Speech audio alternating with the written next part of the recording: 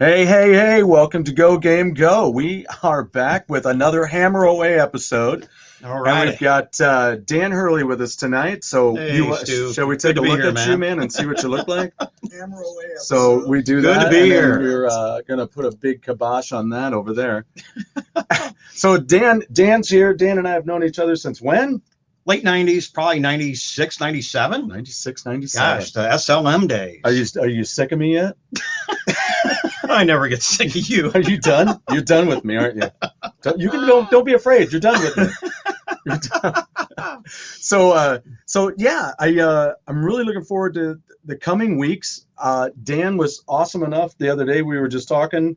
We have a project that we won't discuss yet, but we're working on together along with some other fellow mates here in St. Louis area. It's going to be a fun project. It is going to be cool. If it takes off, man, it's going to be awesome. Well, looking forward to it. We were going to do something a long time ago, and we'll discuss that a little bit more later. But what I want to do first is take care of a little business. Last night we had a great show, and I'm going to put this up because that was the 1 year anniversary, right? It needs to be said. Yes, it's a happy birthday to Go Game Go. It's been 1 year. Happy birthday, Go Game Go. Thank you. It was Tuesday was our 1 year. Okay. It was our first show was technically on the 8th of June, 2020. Gotcha. So yeah, Jeff got it going, and then I've said it a million times. I talked to him about this project because it was something I had on my heart that I wanted to do. That, oddly enough, though, is part of what I want to tell you guys tonight. Because there's a weird part of me that said something tonight, and you guys, I need you to probably agree that it's should be the way it is. Okay, I'll get to that. Hold on. In the meantime, we'll talk about this in a minute. Remember this? I talked about Creed. We're going to talk about that in a minute again. Jeff, if you're watching or if you're out there, I got you a copy of this because everybody, hey, what's up? What's shaking? Good to be here. Good to have you here, BAC. FM was kind of an awesome, it's an awesome movie. I love this movie, and it's a predecessor, not a predator. That's a whole other thing. That was a great movie. It was a good movie. That was awesome. I even enjoyed the second one. Yeah, it was cool. You know, first one was classic. Right? It was cool. Yeah, exactly. Right. That's kind of how I feel about it. Yeah. So, but it was a predecessor to WKRP, and there's so many of us that watched WKRP and loved that show. Oh, it was awesome. And it's funny, the little chimes that that Venus Flytrap has in the studio, Martin Mull had that on here. And other things that he says, what Cleavon Little said, certain things that Venus Flytrap says, same thing. It's been so long now. I'm sitting there going through the archives of my mind trying to remember that TV show. So I had to get Jeff a copy of that. So that's going to be coming on your way here real soon, Jeff. So I'll get that to you along with some money. What the hell? And I finally got a copy of Star is Born with Lady Gaga. Ooh. So have you seen Haven't seen that yet, but did you see the one prior? I saw the first one. You saw you saw our generation. Yes, I saw the original. Original. Which is not the original. Which is not the original. You mean the original? You didn't. So I saw the original. You're confusing me now. There's 5. There's been that many? Are There's you 5. kidding me? I'm not kidding you. Holy cow. I've seen 4 of them. There's one I still haven't seen. Okay. But the first one. I saw the one that was in the 70s. Yes. Yeah. With Streisand and Christopherson. Right. That's the only one I've seen. It's coming. That's the only one. The way. I ordered it and it's on its way. But this one came first. So I got him. Heard that was great though too. It was good. It was under $10. I figure, what the hell? She's a great actress. I mean, she is. She was really awesome. Good. I just worry about that though sometimes, because those people can get disillusioned on their relationships that they make in those things. Right. And I'm like, Lady Gaga, it's going to be cool. There's Born Distracted. Thanks. Merry birthday. I love that. Merry birthday. Then I was saying on Go Game Go last night that I found some cool DVDs at the library because the libraries are open again. What do we got here? So this is a Bachman about Randy Bachman. Okay. I always thought we always said Bachman, right? Oh, is that the correct spell? That's the correct pronunciation. I watched Bachman. I always said for years it was always Randy Bachman. Right. Bachman Turner Overdrive. Right. Exactly. Not only that, but Stephen King now. I wonder if Richard is Richard Bachman. Okay. Was his pen name before he was Stephen King. Well, I bet that's great. So I cannot wait to check this out. He's doing a lot. He's doing a podcast now on YouTube with Tal. Okay. His son, if Tal is how you say it. Yeah, because Tal. the Guess Who stuff was fantastic. Oh, yeah, killer. And yeah. And then I got picked up this Joan Jett, Bad Reputation DVD. Woo, so I can't wait to check classic. it out. Yeah, she was beautiful. Still is, but she has so much work done now. I don't. All of them? I know. But I mean, why? Why? They just look. Well, it depends on the damage. Okay. You know? All right. Good point. Good point. Yeah. Now, later on in the show, I want to get into this. This is what I was telling you guys. This says Cross Rocks on it, right? Cross Rocks was a project that I wanted to do years ago. Okay. And it was when Black Label Society was first out. Okay. Is when I wanted to do Cross Rocks.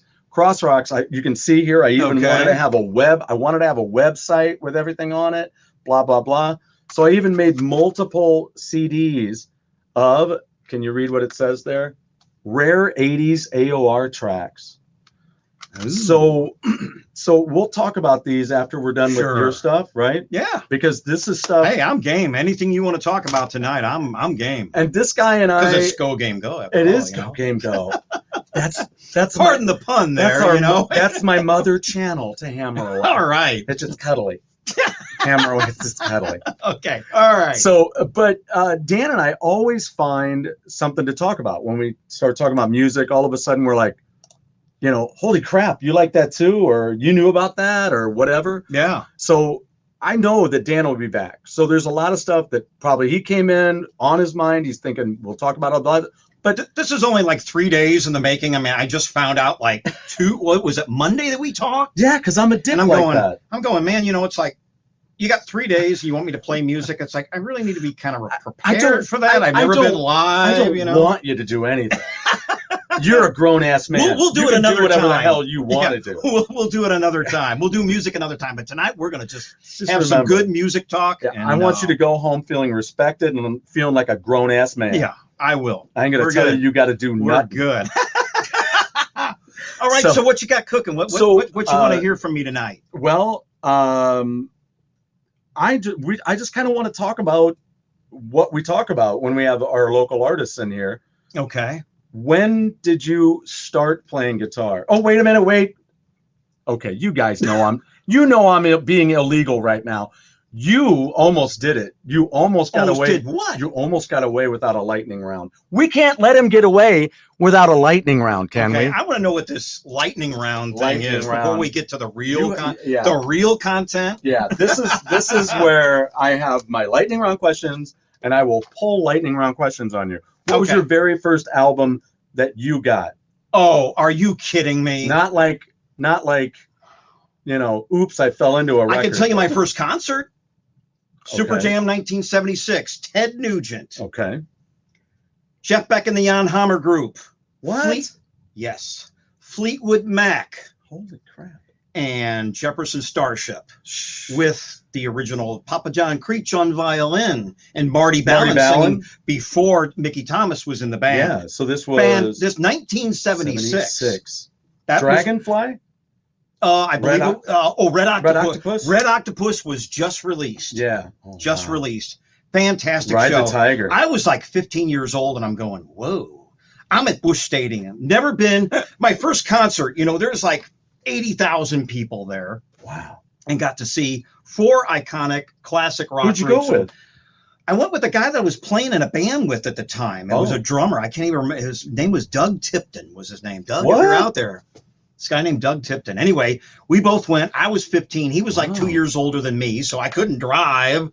So I had to have him drive me there.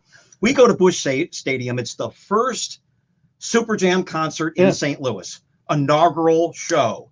And you couldn't put together 4 better bands. I mean, awesome. Well, I don't know, man. They tried. Oh, as a matter of fact, Bob Seger was supposed to be the 5th artist, and he was supposed to come out first.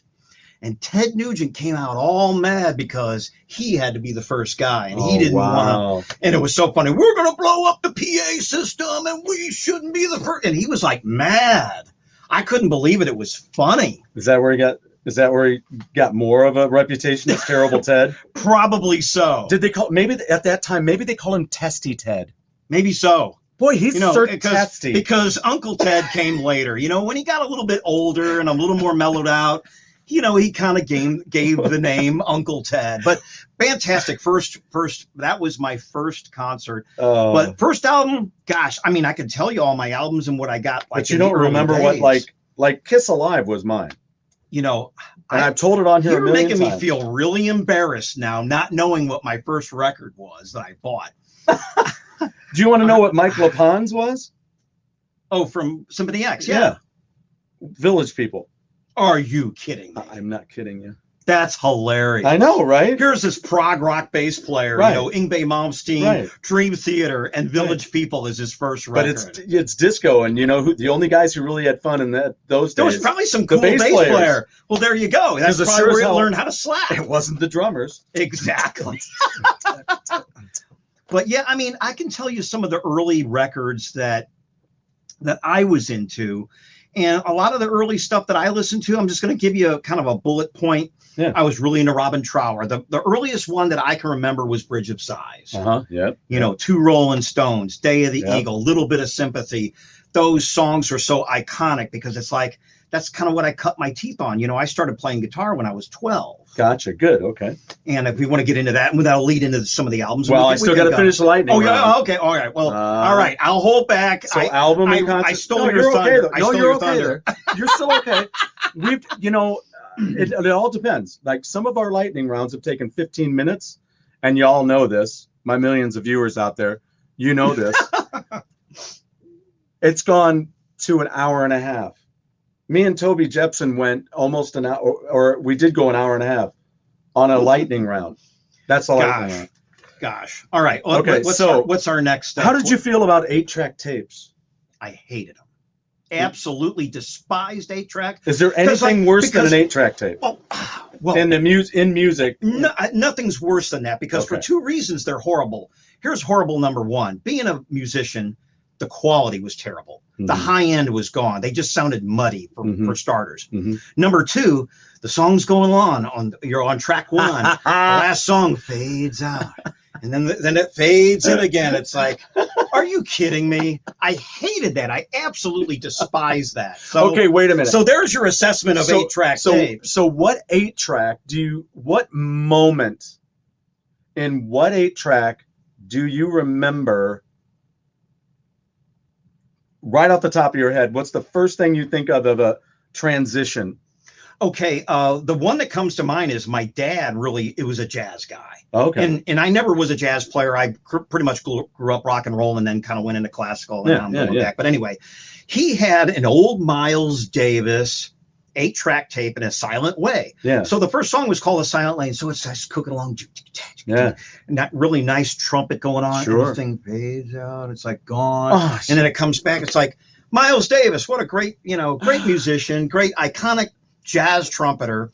And I have to sit through this fade out thing. And there were other albums I can't think of but that was the one that stuck out in my mind because I was really into Miles Davis. And why did they ever change? Some of them faded and then ka-chunk, and then it faded back in. But some just ka-chunk, they stop, ka-chunk, and then it starts up back in. Right. Mine is Judas Priest. I had which one? I had Sad Wings of Destiny on 8-track. It's still back there. That's an album you don't want to have chunking out. No, and they would do it in the middle of The Ripper. Oh, can you believe that? It did fade. See, I can remember it. That's what I'm talking about. The first thing you remember, you pull that memory right out. That's it. Right. Because it was like, oh boy, ka-chunk, and then it comes back in. Then it comes back in. Stupid. Yeah. So obviously cassettes were the thing to do because, at least with a cassette, it's pretty much close to listening to vinyl. Right. You get through one side and then side two. So it's the same format as listening to vinyl, side A, side B, And the 8-tracks, can't deal with them. 8-tracks, I thought, and I shouldn't say this because I have friends that work on the radio, but I think it was the worst thing next to radio. Because who wants to hear people talk? Yeah. Or the commercials. Oh, how many people have been? I went bike riding. I want you to know this. I went bike riding. Have you ever heard anybody pull up next to you and they're blasting a freaking commercial. Oh, I hate that. Just because they're in their car and they're blasting their radio and the commercial comes on and it's blasting. Yeah. I mean, I do just the opposite. When I'm in the car, commercial comes on, I turn it off. Yeah. And I go, you know, commercials are usually about a minute long, you know. So you do not. So I kind of figure it, you know, I kind of guess. You know? I'll tell you how I figure it. I go to hell with it and I put in a CD. No commercials. There you go. I wonder if anybody's got a CD full of commercials. Unless you listen to 102.9, which is a jazz station, you can only get it in the city, and they have no talking. Really? It's 24/7 jazz. I know this is a rock show, but it's all kinds of music.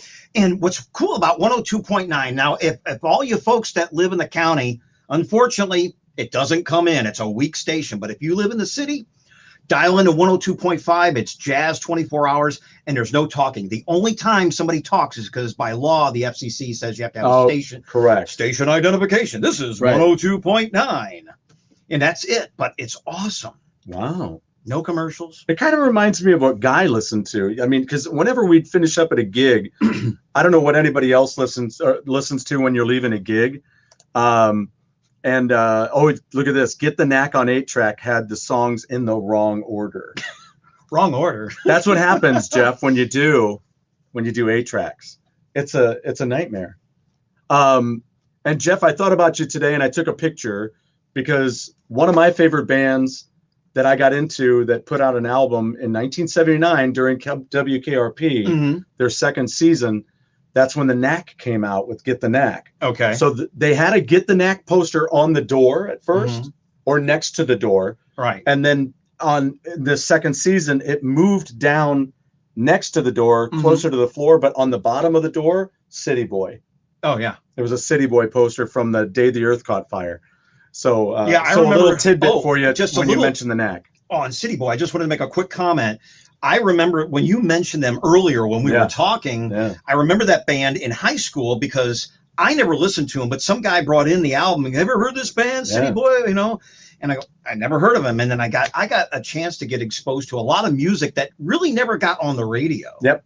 There's so much good music that'll never hit the radio. That's fantastic. That was my buddy Bob. Yeah. And I'm going to be talking to Dan in a little bit about the Creed album that I talked about because I played it for him tonight, and I want him to describe to you what he thought about it and to tell me, a little more about what he thought about it. It's just, we'll just do a quick take of it. Anyway, lightning round. All right. So what you got? Dishes or laundry? Which do I hate worse? I don't know. Do you love them both? Wow. Why you got to be so mean? What the hell? Well, dishes. Don't be so mean on either one. Well, I eat out so much. I mean, when I hardly do any dishes because I eat out all the time. So laundry is the thing that I really don't like doing. Really? But I love it. I love doing laundry. You like doing laundry? I do love doing laundry because it's the one thing that you can do something else. It's the perfect multitask partner. That's true. You can listen to music. Right. You can, if you're at a laundromat. Now, I do my laundry at home. Right. But if I'm out at a laundromat, it's cool because there's always people around. Oh, okay. And I'll bring my guitar and I'll actually practice at the laundromat. You should just make money. Did you take a tip jar? I've had people actually tip me without asking about it. Right, because then you get your money for your loads of laundry. There you go. Wow. I can panhandle for my quarters to put in the washer and the dryer. You're a laundry hooker. I'm just saying, it happens. Leave it to this guy. Don't act like it doesn't happen. Yeah, you've been talking to Guy Kingsbury too much. That's the name of your sex tape? Oh, God. Laundry. Anyway, okay, what else we got here? Okay, what is your biggest on-stage faux pas, your big disaster? Disaster? Yeah, have you ever had one? Gosh, I'm thinking really the only time that I've really had anything bad happen on stage is back in the day especially when I was younger and you put the 1/4 inch and you just plug in your guitar. Oh yeah. And you stomp on it and then it like comes out. You're in the middle of a song. It's like, what? Oh, my chord came out of my guitar right before the solo that you worked a week on. Yeah, and then I said, yeah, you got to loop it through your strap. And it's funny that you mentioned that because once I learned the common sense thing to do that, I was in a band. It was a hair metal band, late 1988, and our bass player, fantastic bass player, Johnny Keat. If you're listening to, I'm going to talk about you because he's one of my Facebook friends. Sure. So hopefully he saw the post and he'll be watching tonight. Yeah. But Johnny Keat, great guitar player, but man, our bass player, but he would never loop it. And I said, dude, you got to loop it. And he used to make fun of me. Quit telling me I got to loop it. It's like, dude. Because he's a grown-ass man. It's like, yeah. I mean, we're all like, you know, I was the old man of the band at the time. By the way, I was 27 and everybody else is like 22, 23. And I go, you're the old guy in the band. What are you going to tell us? Punks. You know? But anyway, that was a funny story. I mean, that was, if I was going to say disaster. Yeah. Stepping on your cord, not realizing that you got to loop the darn thing to go into your guitar through the strap. So, yeah. Really? Yeah, that was it? Not a cool thing. That was it? That's as bad? Because I didn't have the money I wasn't a wireless dude. Well, you know, those guys, they were the rich guys that could afford wireless systems. Hey, I got an 80. Yeah. You know, but I didn't have one of those back in the day. I was an old fashioned guy. All right. I got one last question for you then. All right. Let me hold on. I just got to make sure I don't want this other one. So what is your, because we're talking about Creed tonight, and it's okay, and it's definitely not the Creed that you're thinking of, by the way, folks. Not that Creed. Yeah, different Creed, early. What Creed. is one of your favorite bands that nobody seems to know about?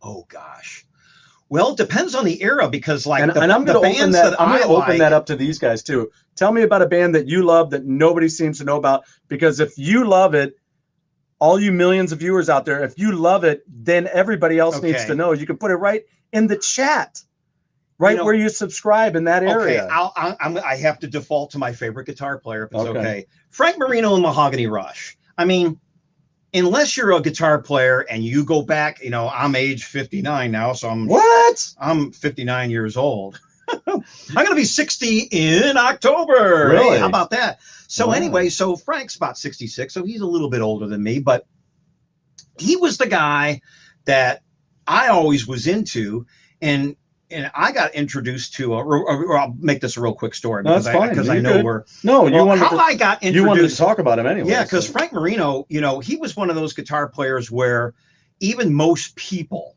that aren't musicians didn't know who he was. Yeah. I mean, Casey, the very first time I heard Frank Marino on Casey 95 was back in probably 75, 76. Yeah. I was like 15 years old. It's about when the live album came out, right? Yeah. The live album actually came out in 78. The Black live album. Okay, good. In 75, Mahogany Rush 4 came out. That's the one with Dragonfly, The Answer. Gotcha. Yes.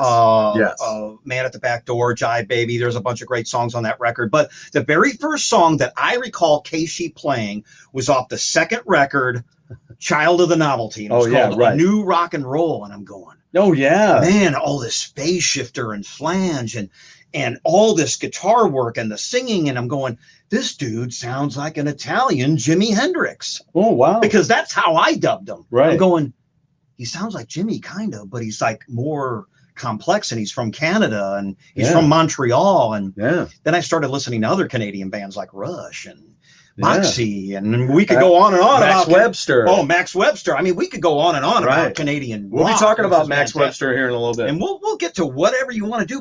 But Frank Marino was the guitar player that I liked that nobody knew about, unless you were a guitar player. Yeah. And what I really liked about Frank is Frank was one of those guitar players, unlike other people, there's other musicians, and Todd Rundgren would be another one. Oh, yeah.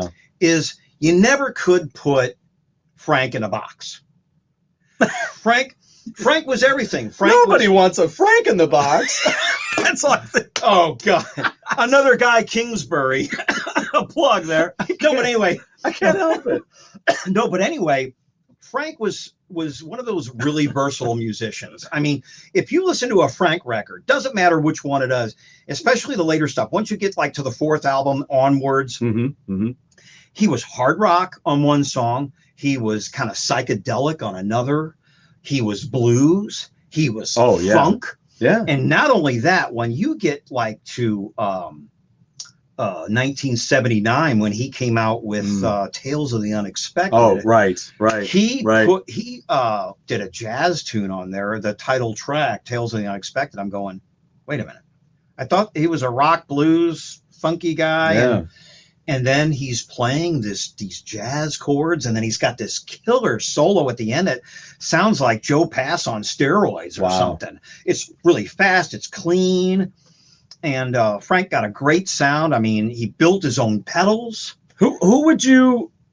All I can think, I only have one thought when you're telling me about Frank, and about who would you like to see him work with? Oh gosh. I mean, if he played in a band with somebody, or if he did like a project with other people. Oh my! Who would you want on drums? Oh, are you kidding me? I know. Because the original lineup was fantastic. I mean, when he had Paul Harwood on bass and he had Jimmy Iube. But let's just say you're going to take like from any era, or does it have to be the era that he was from, like the 70s? No, it has to be like now. If you were to grab Mike Portnoy, or I was just thinking of that. You stole my thunder. I just knew it was going to be an easy one. I'd say like him or Mike Mangini, because I know he's he took over after Mike left. Yeah, and I don't know. I'd like to see him do some stuff with like I don't know, with the keyboard player. I'm thinking about just musicians like today, that are still with us. Like in modern bands. Why wouldn't I put him with? Because I know he does vocals, but so does Glenn Hughes. Why not Glenn Hughes?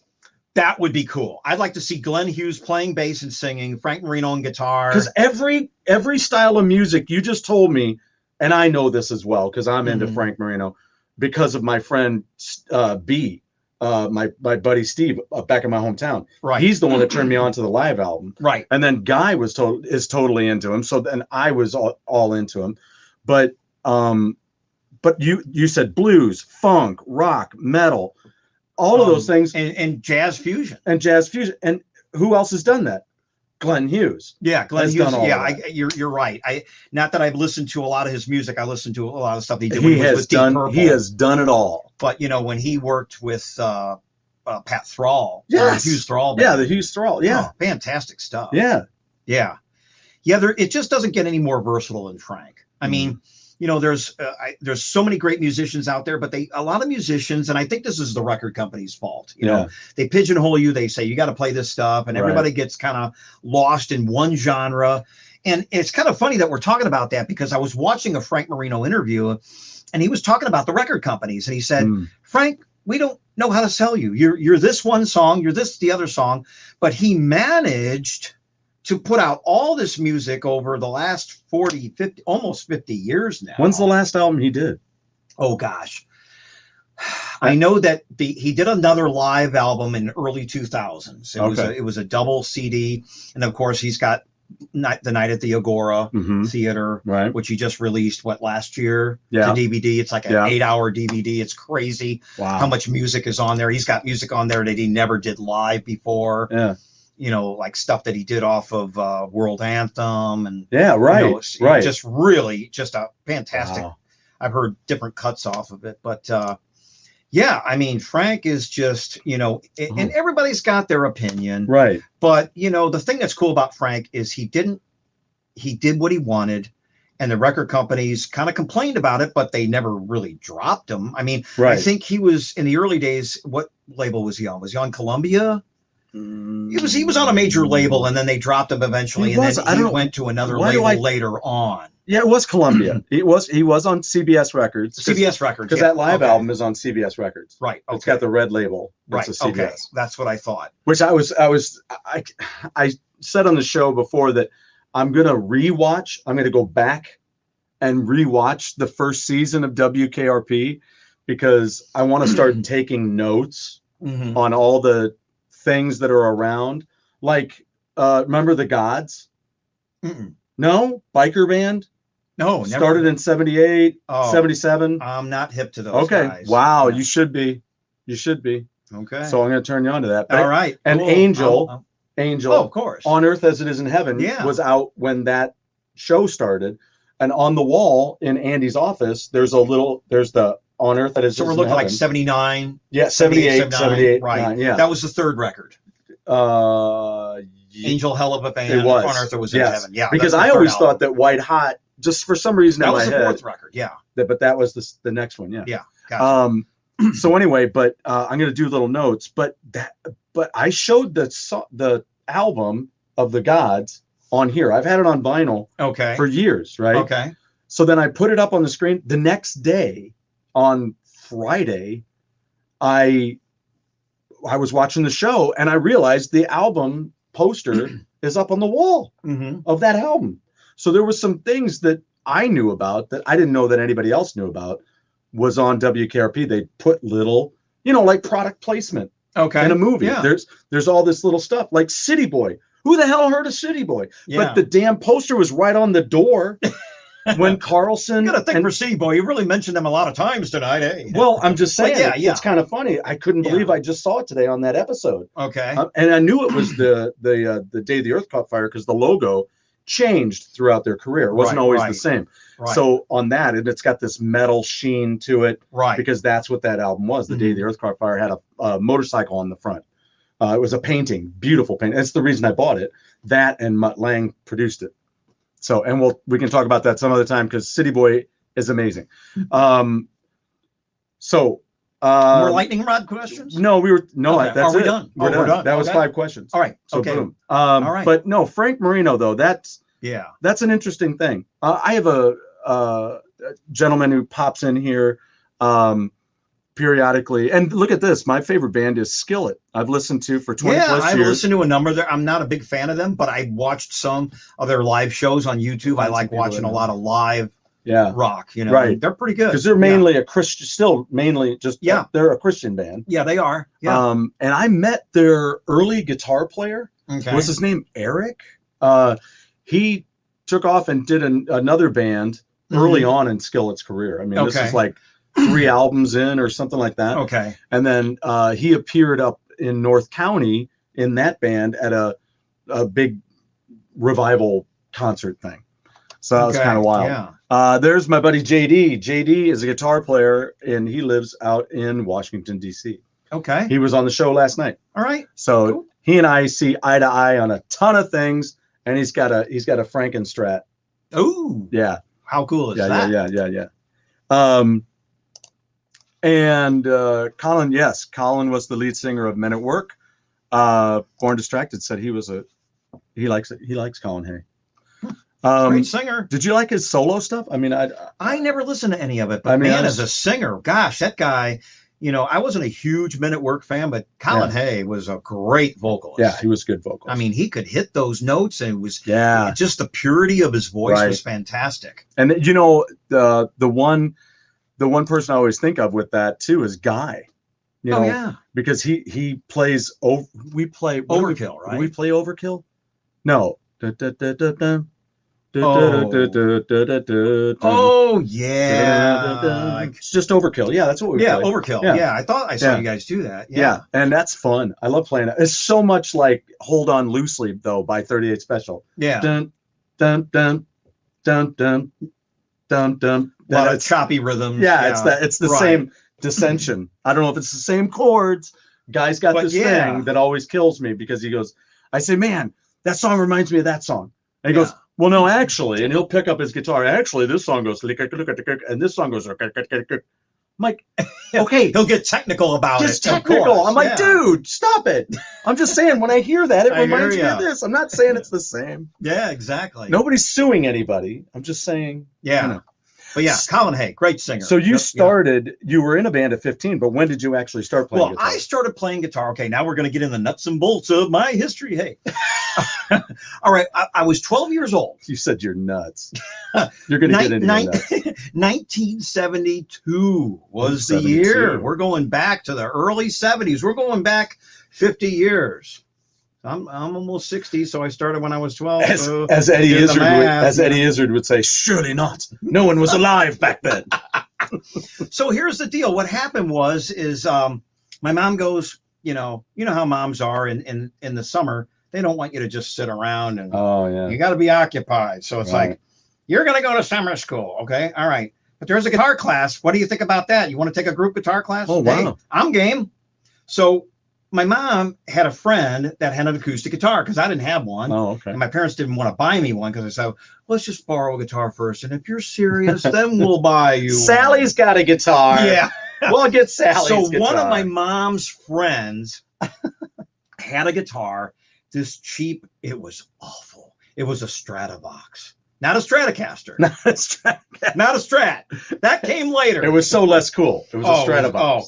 And the action at the 12th fret was like this high. It's like, are you kidding me? I couldn't hardly, I'm 12 years old and I'm trying to pull the strings down, make a C chord, And so that was my guitar. So at Graham School, I'm from North County, by the way. So all you Florissant people out there. Nice. I grew up in Florissant, and there was a school, a middle school. Graham School is where I went to summer school, and they had this class. Yeah. And there must have been 100 kids in the class. So can you imagine 100 kids not knowing what they're doing? Gang, gang, gang. We're all out of tune. We're all out of time, and it's horrible. Does it look like that? Have you seen that video with the Foo Fighters with all those people? I did not see that. Shut up!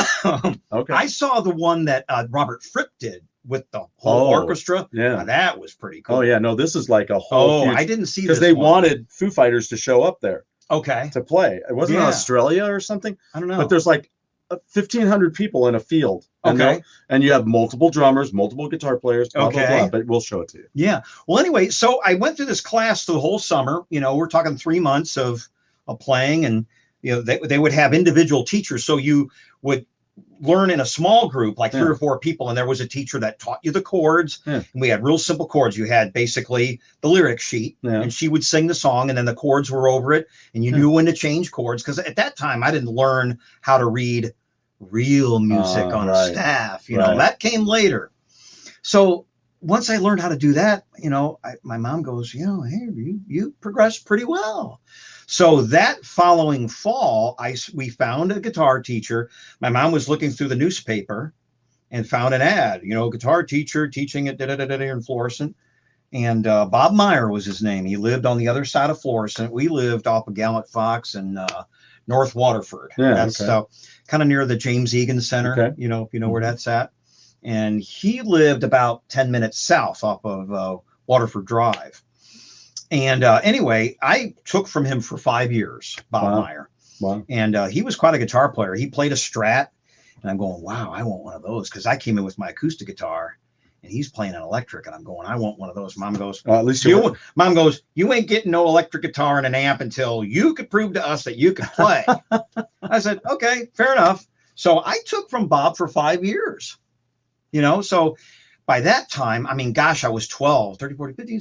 So do the math. By the time I'm 16 or 17, I'm ready to play in a band. Yeah. So my mom and dad, I think what happened is my first guitar, my first electric, actually my first guitar, we got to go backwards for a second. The Stratovox went away. Right. And the following. Well, because Sally wanted it back. Yeah. So a year later, after a year of the Stratovox garbage guitar, my mom and dad bought me an Epiphone, beautiful guitar. I mean, it wasn't like super, it wasn't a Martin, but it was beautiful in the sense that the action was beautiful. It had low action. It had a thinner neck than what most were.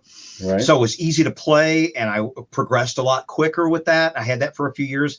And then I mowed lawns, and my mom and dad said, we're not going to buy you anything. If you want stuff, you're going to have to. Shut up. My mom and dad made me work for a living. Ooh. Had to do that, Because you were a grown-ass little man. Yeah, I was a grown-ass man. So I'm 15 years old. I'm cutting grass. And after about 2 years, I bought a National amplifier with 2 12s and a horn in it.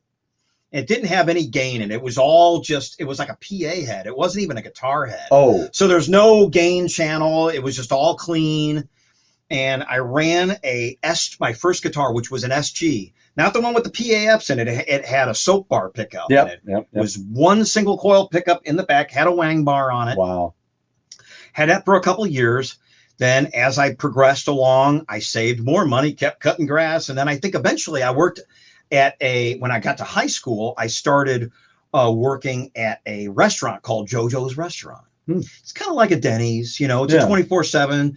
I worked there. I used to work like 11 to 7 on Friday and Saturday nights. And I was putting a lot of hours in. So after a couple of years of working there, I was able to buy another guitar. Oh. And now we're upgrading to not a real Les Paul Gibson, but an Epiphone Les Paul, which was almost as good. Right. It had a 5-position rotary switch, had 2 humbuckers in it. It was black with white celluloid binding. It had all gold hardware on it.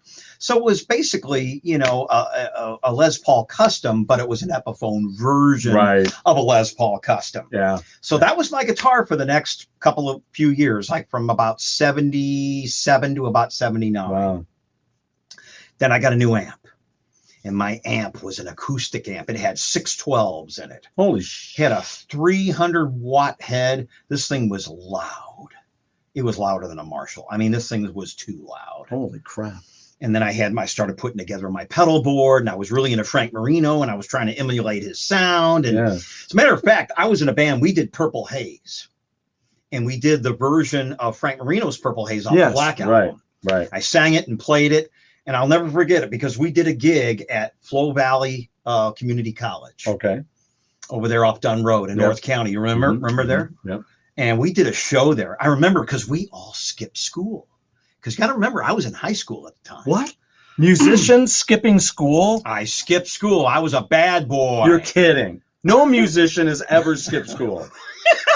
So everybody in the band skipped school, and we booked this gig. I don't even remember what we made, but we got paid for it. What was the name of the band? It was called Quick Draw. Of course. Yeah, we had a 357 Magnum. We weren't 38 Special. We went to 357 on our. We had a 357 on our business card. Yeah. The 38 Special, that was a low round. We wanted a heavier round. Yeah. So it's called Quick Draw. And anyway, we booked this show. It was me and another guitar player. We had a singer and a bass player and a drummer. And we were doing kind of pretty much smulchy, I'd say pop rock. We were doing Eddie Money. Our lead singer loved Eddie Money.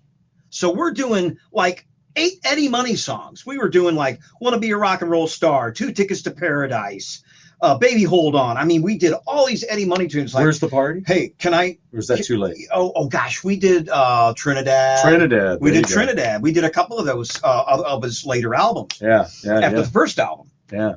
And I said, hey, can we do some real rock and roll? Can we do some real? And I said, I want to do Purple Haze, you know, but I don't want to do the Jimi Hendrix version. I want to do the Frank Marino version. Everybody's going. Our lead singer, he was this pop guy, great singer, singer. Yeah. But if it's not popular and people can't dance to it, we can't do it. I'm going, we're going to do this song, guys. You're killing me with all this pop rock. We gotta get a little heavier here. Yeah. So I'm like, we learned Purple Haze. So we ended up doing it. I also got the band to do Roller. Oh yeah, I was just thinking about that song. April Wine, and that was cool because me and the guitar player for the first time we got to go back and forth. I thought, man, that was cool because that really took a lot of time to put together. Yeah, because you're not only just playing harmony, you're going back and forth, and there's a lot of timing issues that come into play on Roller by April Wine. So that was that, and then I got to take a second. Do you see this? Distracted says Dan is so perky. Yeah, he is. I drink too much coffee. That's my problem. I gotta tell you guys a story later. A coffee story? No, a story about you. Oh, okay. When he got so perky, about freaked me the hell out.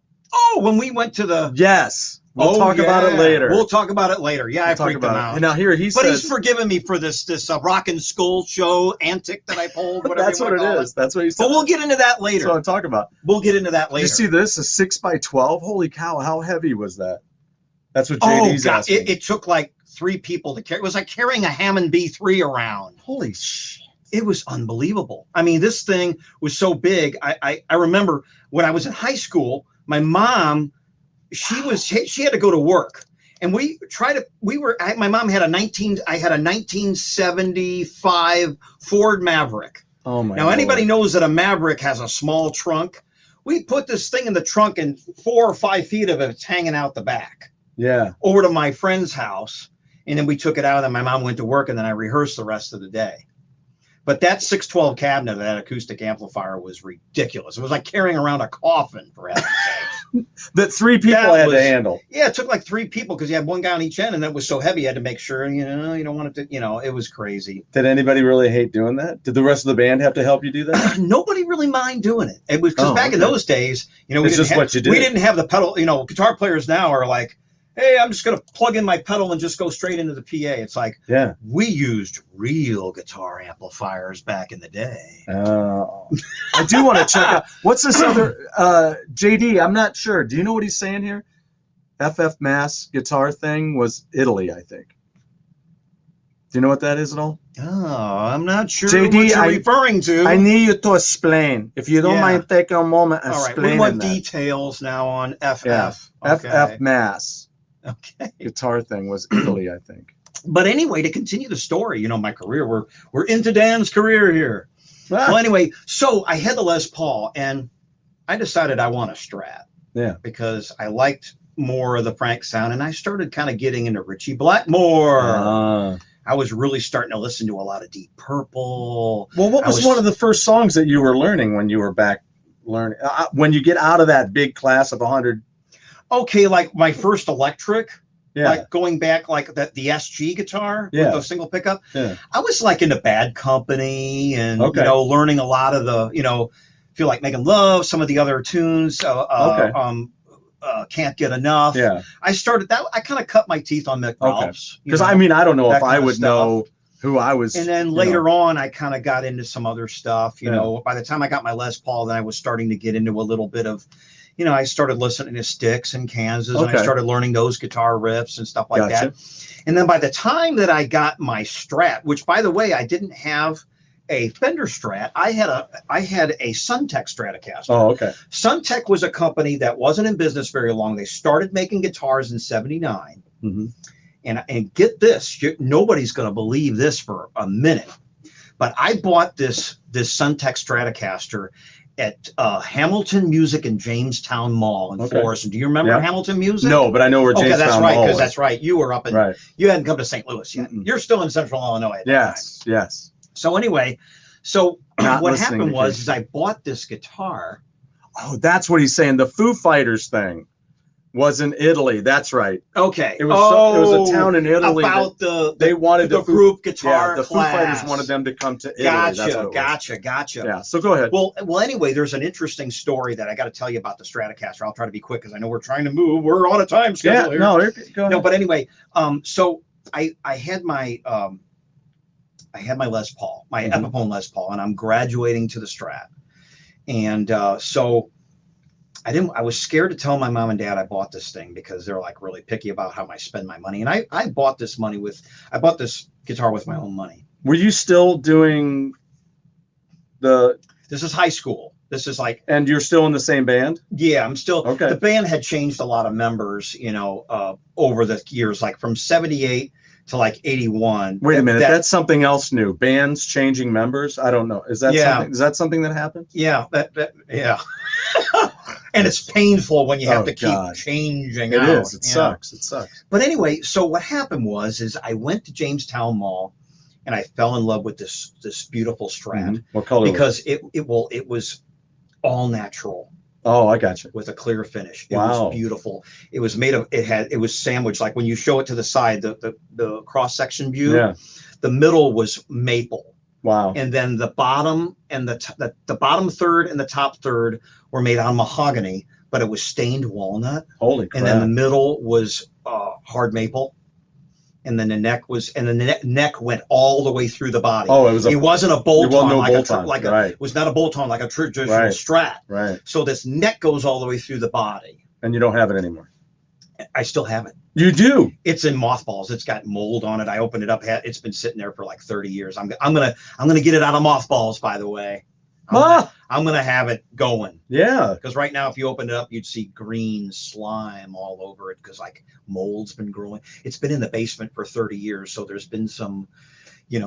There's probably a tree coming out. Yeah, I mean, it's a friend of mine called it the Stephen King guitar. Stephen King Remember guitar. when Stephen Creepshow was Stephen King and the green stuff? Yes, and that's what that guitar looks like. It's a friend of mine goes, yeah, that's your Stephen King guitar. Oh, it's hilarious. Wow. What happened is I ended up one time drinking a milkshake. Yeah. And I spilled milk in it. and I never cleaned it out. So it got moldy, and then the mold started growing up through the pickup. You should just play it with that. Yeah, moldy pickups. What the hell? Why not? Yeah. That would be fun. That would be awesome. So I got these moldy single coil pickups, so the molds coming out. Yeah, Middle Earth. Oh yeah, it's awesome. So anyway, I go to buy the guitar, and I bring it home, and I told I was scared to death because my parents don't want me buying a new guitar. Right. Even though I bought it with my own money. Right. They're like trying to get me to save money. My mom and dad were very strict about learning how to save. You're in high school, you're 18 years old, 17. I was 17, 18 when I bought it. And so yeah, I borrowed this guitar, and so I had the guitar for about 2 weeks, and it goes, "You borrowed that guitar long enough. Don't you think we should take it back to the store?" And I'm going, and I already bought this thing. It's bought and paid for. And I'm going, okay, we'll take it back. Shut up. So my parents wanted me to take this. So I'm sitting there going, I paid for this guitar, and I told them I borrowed it, and now we got to take it back. So we take the guitar back, and my dad goes, "I'm really upset. My son, borrowed this guitar, and he's had it for 2 weeks, and this is a little fishy here. We want to return his guitar." And the salesman go, "Oh, Mr. Hurley, your son Dan bought that guitar." "Well, we want our money back." Oh gosh. So I caught hell for that. Don't you think it would have been easy? I'm not even going to talk about it. Okay, but that's basically what happened. Yeah. So anyway, so we had to keep the guitar. It was you buy the guitar, you keep it. Sales final. Well, yeah, was written on the cash register. All sales final. Well, yeah, but yeah. So anyway, so my parents said, "Well, we're going to punish you now, and we're going to hold on to this guitar for a month. You can't play your guitar for a month. We're going to punish you." Why are we frozen here? There, I don't know. That was weird. Anyway, we froze up. So they're going to punish you. My parents punished me, and it said I couldn't play the guitar for a month. But me, when they're at work, I went in there and practiced it. Of course, I'm still going to play. And then I ended up borrowing a guitar from a friend of mine, lent me his Les Paul. Yeah. So I borrowed a Les Paul for about a month until I could get my Strat back. Oh my God. And then I kept that Stratocaster even through my professional years. So by the time 1982 rolls around, I kept that guitar, and I sold the Les Paul, the Epiphone Les Paul, and my first really professional band. There was it was a band called Saint. It wasn't a Christian band, but it was called Saint. Right. And guess who was the bass player of that band? George Patzos. Oh, George Patzos. So me and George are both 20 years old. Yeah. He's playing a Steinberger bass in the band. Wow. So it was me and George, a singer, a keyboard player, a singer, and his brother played keyboards, and Gene Guzman on drums. Wow. You know Gene? Yeah. So it's Gene Guzman, me, and George Patzos, and these two other guys. And that was band. I was in that band for a couple of months. And they ended up kicking me out. I don't know why. They wanted a friend of theirs in the band, so he got in the band. So there was an ad in the paper, this band called 4th Street, looking for a guitar player. This is 1983 now. Wow. We're in the early 80s now. We're ramping into the 80s now. We're out of the 70s into the 80s. So I go over at this, the bass player of the band lived in South City off Spring Avenue. So I'm bringing in my Strat, and I got my guitar, and they knew, and they didn't know what to think, because this was kind of a pop band. We had a black drummer and a keyboard player, and then we had a female singer, and you're a Mother's Finest bass player. Yeah, we were kind of like a 1980s version of a Mother's Finest kind of band. Yeah. We were funky, and we were rock, and we did some pop. Yeah. Well, and they did some of those great records in that and 80s era. They were like skeptical of hiring me, because it's like, we kind of want more of a funky guitar player. We don't really want this rock guy. And they had this argument. They argued in the other room. Wow. Because like, he's a great guitar player, but he's too rock and roll for this band. No, man, we can train him. We will groom him. So now I'm in this band, and I'm playing music I've never played before, because these guys were in a band that was doing like Earth, Wind, and Fire. Right. They were in a band called Bronze Vision out of the late 70s. Yeah. So they're playing with this bass player who's kind of into Zeppelin, and Right. he's into, you know, funky stuff, and Yeah. you know, kind of the new wave stuff. And our singer, she's singing Pat Benatar, and she's singing a little bit of Madonna, and we're doing all this stuff. And then this rock guitar player comes in, me, and they're going, yeah, we don't know if we want to hire this guy. Yeah, but Benatar is rock, but they weren't doing enough, and I think they just freaked out because I started playing some metal and and I was just goofing around. I was like, no, he's playing some Judas Priest. We can't have him in this band. So anyway, the band, the drummer and the keyboard player, who were funky, fought for me, even though they knew I was the rock guy. Right. And they hired me. So I ended up being in that band for 2 years. We played the North County circuit in Florissant.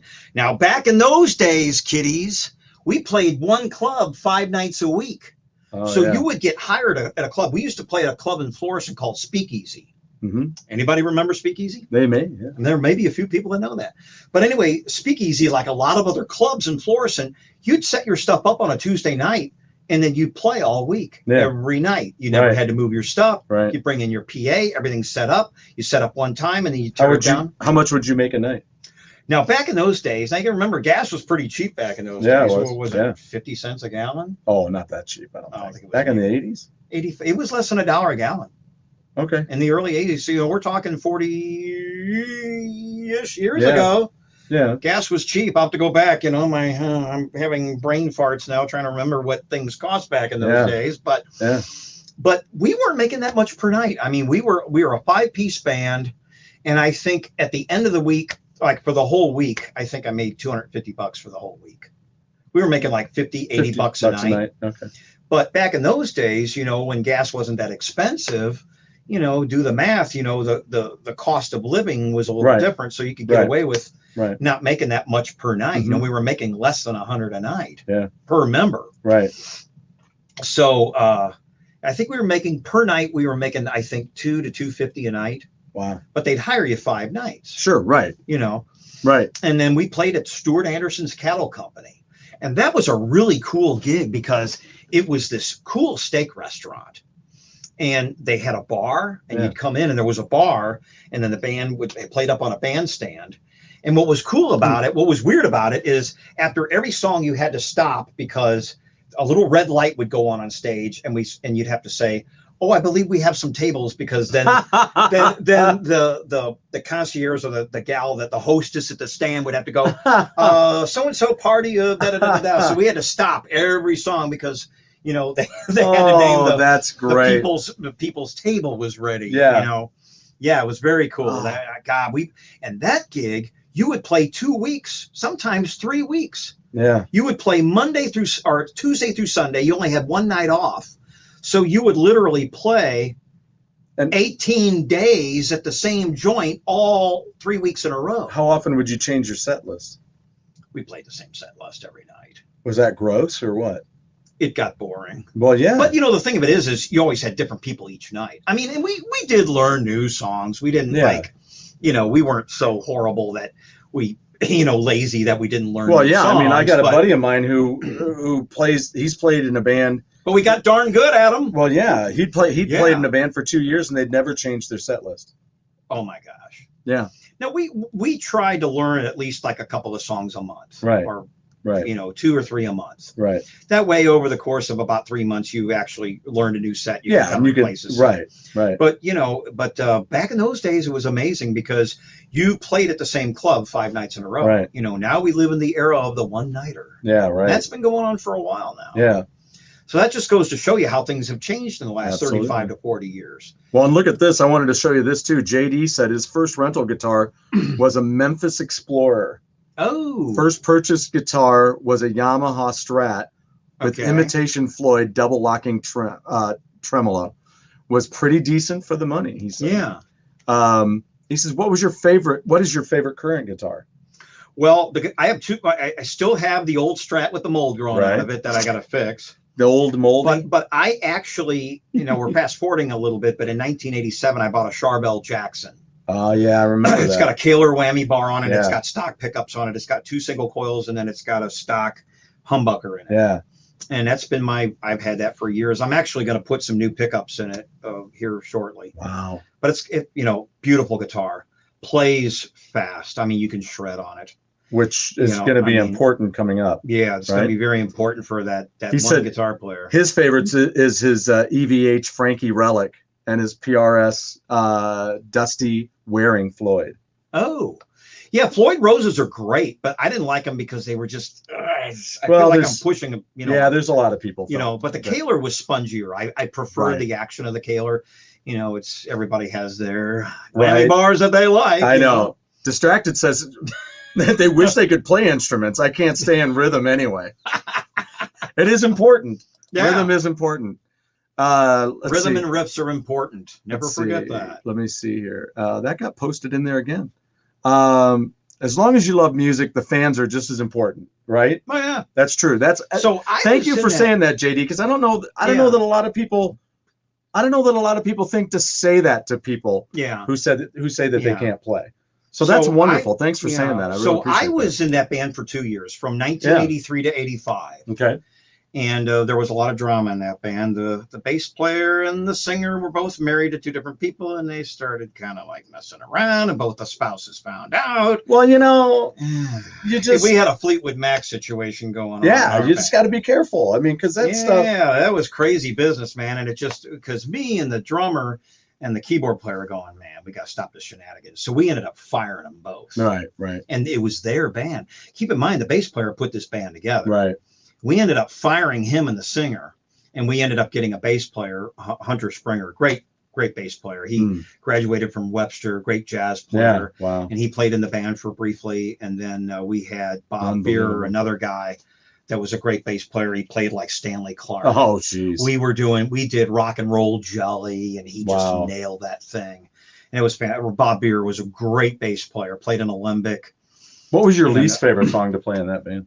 Oh, when I was playing in 4th Street, I hated doing Der Kommissar.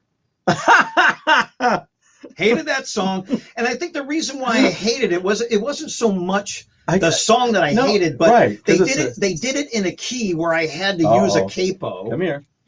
And I would always forget to put the capo on the guitar, and I was in the wrong key. So it's like, gotta put the capo on.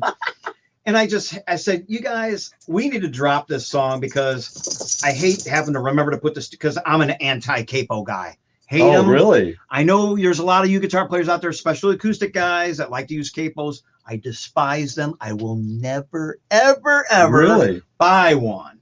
Really? So yeah. Sorry, I'm a jihadist, anti-capo guy. I'm a terrorist against them. They will never enter my house. Oh my gosh! But anyway, so what happened? Somebody asked him to use a capo. I don't know. So we ended up all blew up from there. So I ended up. I think what happened is the band ended up breaking up. Gotcha.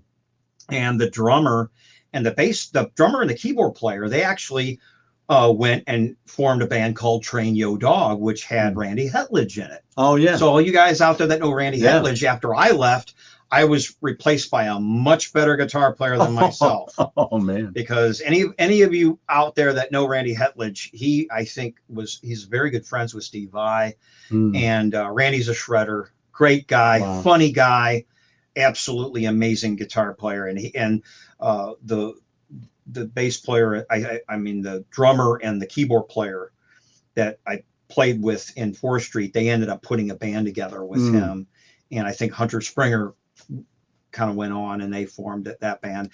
And then I ended up joining a band in Granite City, Illinois. Mm-hmm. It was a band called Tails. And we did like a lot of Heart. We did a lot of female singer again? Yeah. We had another female singer. It was Gigi on vocals and her husband, Rob Hogan, on guitar. Hogan! Sorry, that's all I think of whenever I see it. And it was their band, and I played guitar, and we had a bass player. We had a fantastic keyboard player who played he played in a bunch of bands in Illinois. He played in a band, it was called Faustus. Okay. Faustus was a band that was really big in late 70s, early 80s, and they were like a Kansas sound alike. Oh, I got you. And it was a real blessing to have him in the band because we had this ultimate keyboard player that played as good as Steve Walsh. Oh, wow. You know, didn't sing, but great player. And he did Billy Joel. So when he sang, we did Billy Joel, all kinds of Billy Joel stuff. We did Heart. And we did. We had a bass player that could sing like the guy in the outfield. Oh, We did a couple of the Josie's on the bass. Yeah, right. We did that, and he could sing it perfectly. Yeah. That was a great band, and I was in that band for a year. So, what Heart songs would you do? Oh gosh, we did. I mean, it was that '80s era. We right? did we did the stuff off of the one that had what was that big rocker that they had off of? If Looks Could Kill. Yeah, there's like self-titled. Yeah. Not the Motley Crue one. So, but that was a great. We did a few songs off that record. Yeah, because that had These Dreams. Did you do that? Yeah, we did These Dreams. Because that went number one. Yes, we did These Dreams. Here's an interesting story on that. I don't know if I've mentioned this to you guys before or not, but when I worked on the radio when that album was out. So when you were in this band, I was working on the radio. 1986.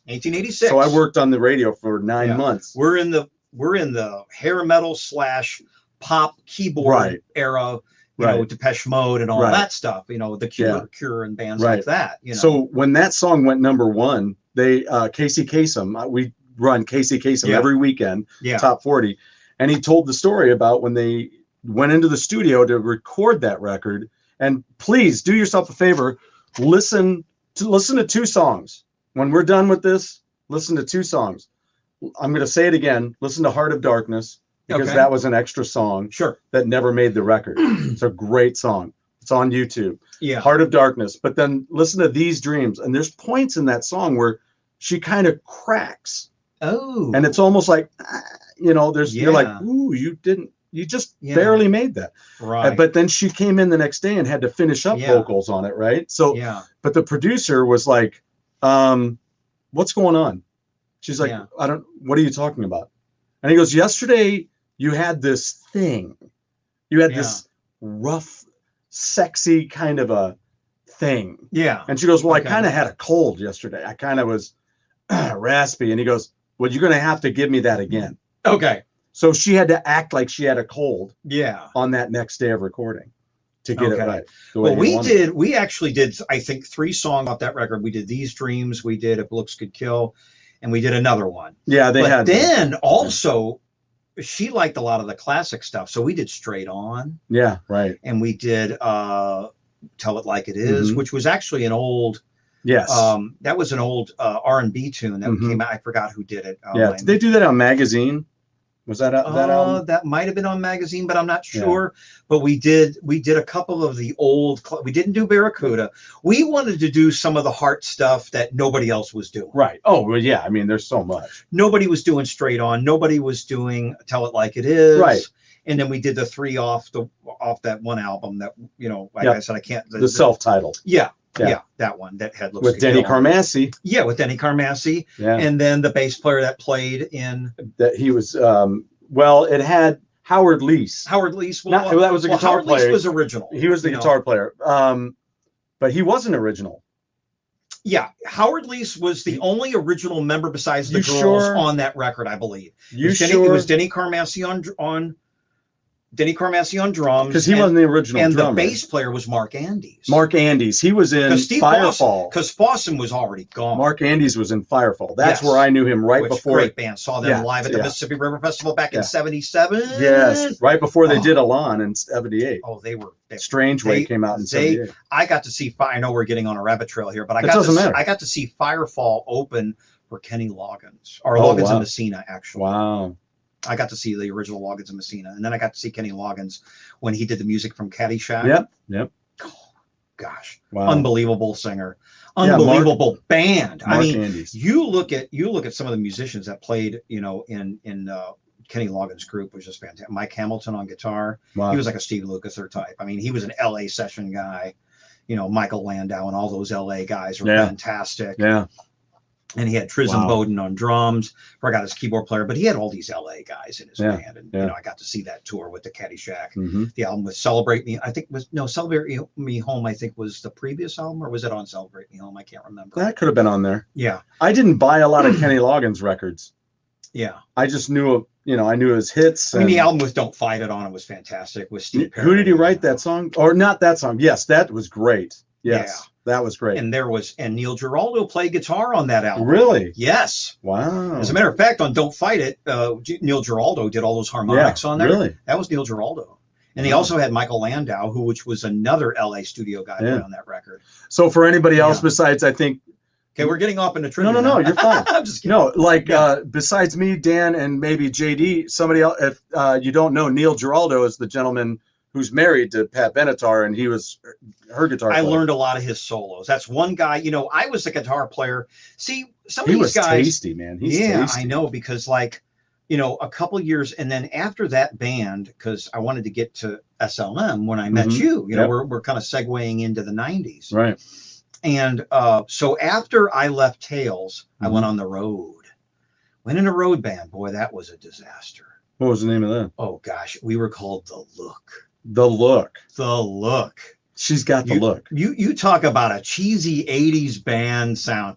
This band was, I wanted it to be another band where I wanted to be rock, but everybody else was going, well, you got to do pop tunes. So they wanted to do all this. You got to make the money. You know, we were playing at a water slide. I met these guys. Everybody in the band was from St. Louis. But the sound man was good friends with the drummer who played with some guys from St. Louis that had a band in Dallas, and they did original material, and they were, I forgot the name of the band, but anyway, there was a couple of guys from St. Louis, and they had some promoter in Dallas that worked with them. Yeah. And so anyway, the drummer was part of that. And so it was the drummer from Dallas, and then it was me, and then it was the keyboard player from the 80s band. He's currently in the 80s band. I get you. Yeah. And forgive me, folks, my memory's fading a little bit on personnel in that band because I played in so many bands over the last 40 years. It's hard to remember all these different. Kevin Hill. There you go. I knew it. My memory just clicked. Yeah, it was Kevin Hill and myself, and then Kevin Hill left, and then we got in Eric Netherland, who played in a band called Scepter. Now, Scepter was a band that was in the while I was in 4th Street in the early 80s, mid 80s. Eric Netherland was in a band called Scepter, and they did like Bow Wow Wow. They were doing Thompson Twins. They were doing Ultravox. They were doing all this really cool keyboard, European, chic, new wave rock. Kajagoogoo? Yes, they did some of that. They were doing Level 42. And Spandau Ballet? Yes, they were doing all that stuff. Guy loves Spandau Ballet. And they would pack the house everywhere they played. I mean, and they sounded like the record. I mean, when they did all that production stuff with all the keyboards, and back in those days before they had before everything was digital and stuff, they were using analog keyboards. So they had to dial everything in. And the drummer was playing the not the Syndromes, but the Simmons drums. Oh, I got you. And those Simmons drums were fantastic. And, you know, Eric, and then I forgot again, I'm having a brain fart, but the drummer and the keyboard player were married. And she sang, and they did like, Goodbye to You. Oh, yeah. You know, Scandal. Scandal. And it was fantastic. And it was weird because that band didn't have a keyboard player, but my friend Eric Netherland, he liked guitar. So what he did, he took his keytar and it was a Moog, and then he MIDI it into his other keyboards, and he had a rat pedal, which is what guitar players used. And he was getting distortion with his keyboard. And they would do all these guitar songs, but he would do it on his keyboard with a rat. And I'm going, that's cool. Because nobody else was doing that at the time. It was fantastic. So anyway, so I was, let's see, I left the band that was in Granite City. Then we played a lot of Illinois gigs. And then after that, I came back. I went on the road with The Look. Right. We were in South Padre Island, you know, with Kevin Hill, me, and Jan Marks was a sound man. He was really good friends with the Allman Brothers. I mean, cool. I don't know how he met him, but I think he did some like sound stuff with them, some road work, some road things. I can't remember his affiliation with the Allman Brothers, but he used to tell me stories about the band and stuff, like when they were on the road and stuff. So it's Jam Mark's running sound, his buddy on drums. I was playing guitar, Kevin Hill on keyboards, and we had a bass player that we brought that was playing. He was a bass player that was playing with a local blues singer, this gal, and I can't remember her name because I don't even think she's around anymore. But that we went down to Padre Island for an entire summer, the summer of '86. We played at a water slide. So here's a band. And the band house, the guy that owned the water slide had a restaurant next door called the Lobster Ranch. Okay. And we stayed in the band house, which was on the deck of the water slide. So here it is, you know, it's in the middle of summer. We're playing another gig where you're playing 6 nights a week. We had 1 night off. And we'd play we played early because it was a water slide. It's not a bar. So you're playing, you know, there's 15-year-old kids running around. Yeah, right. You know, young girls. Yeah. We're all in our 20s, and it was crazy. and you know, every night playing, and it was fun. It was awesome. But there was just like me, I was never a drug guy. Right. You know, I sound like I'm on crack, but I'm not on crack. I drink a lot of coffee. I'm naturally hyper. I'm like Ted Nugent. I'm just high on life, you know. But these guys, they're doing coke, and it's like the next day I'm going, hey, I'm ready for rehearsal, guys. Oh, man, you know, they're up all night doing coke, and we could never get anything done. Wow. I hate it. I actually despise that band because it was a train wreck when it came to business. It was just like, those guys were there to party. I mean, I didn't know that until I got there. I thought I was going to be in a serious band, and all this band did was party.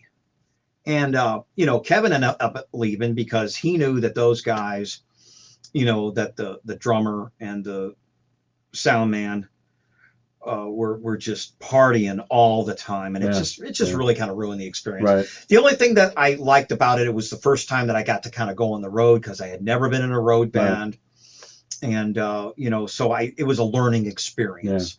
And got a Mexico story to tell you. So I was always told that, you know, don't ever go to Mexico. We were a half hour from the Mexican border. And that's a place you don't want to really be around right now in these days. Right. But anyway, I digress. So one night I decided I'd go by myself. You know, I'm one of these kind of guys where I just don't care, you know. And I decided I'm going to drive to the Mexican border myself and hit a few Mexican bars.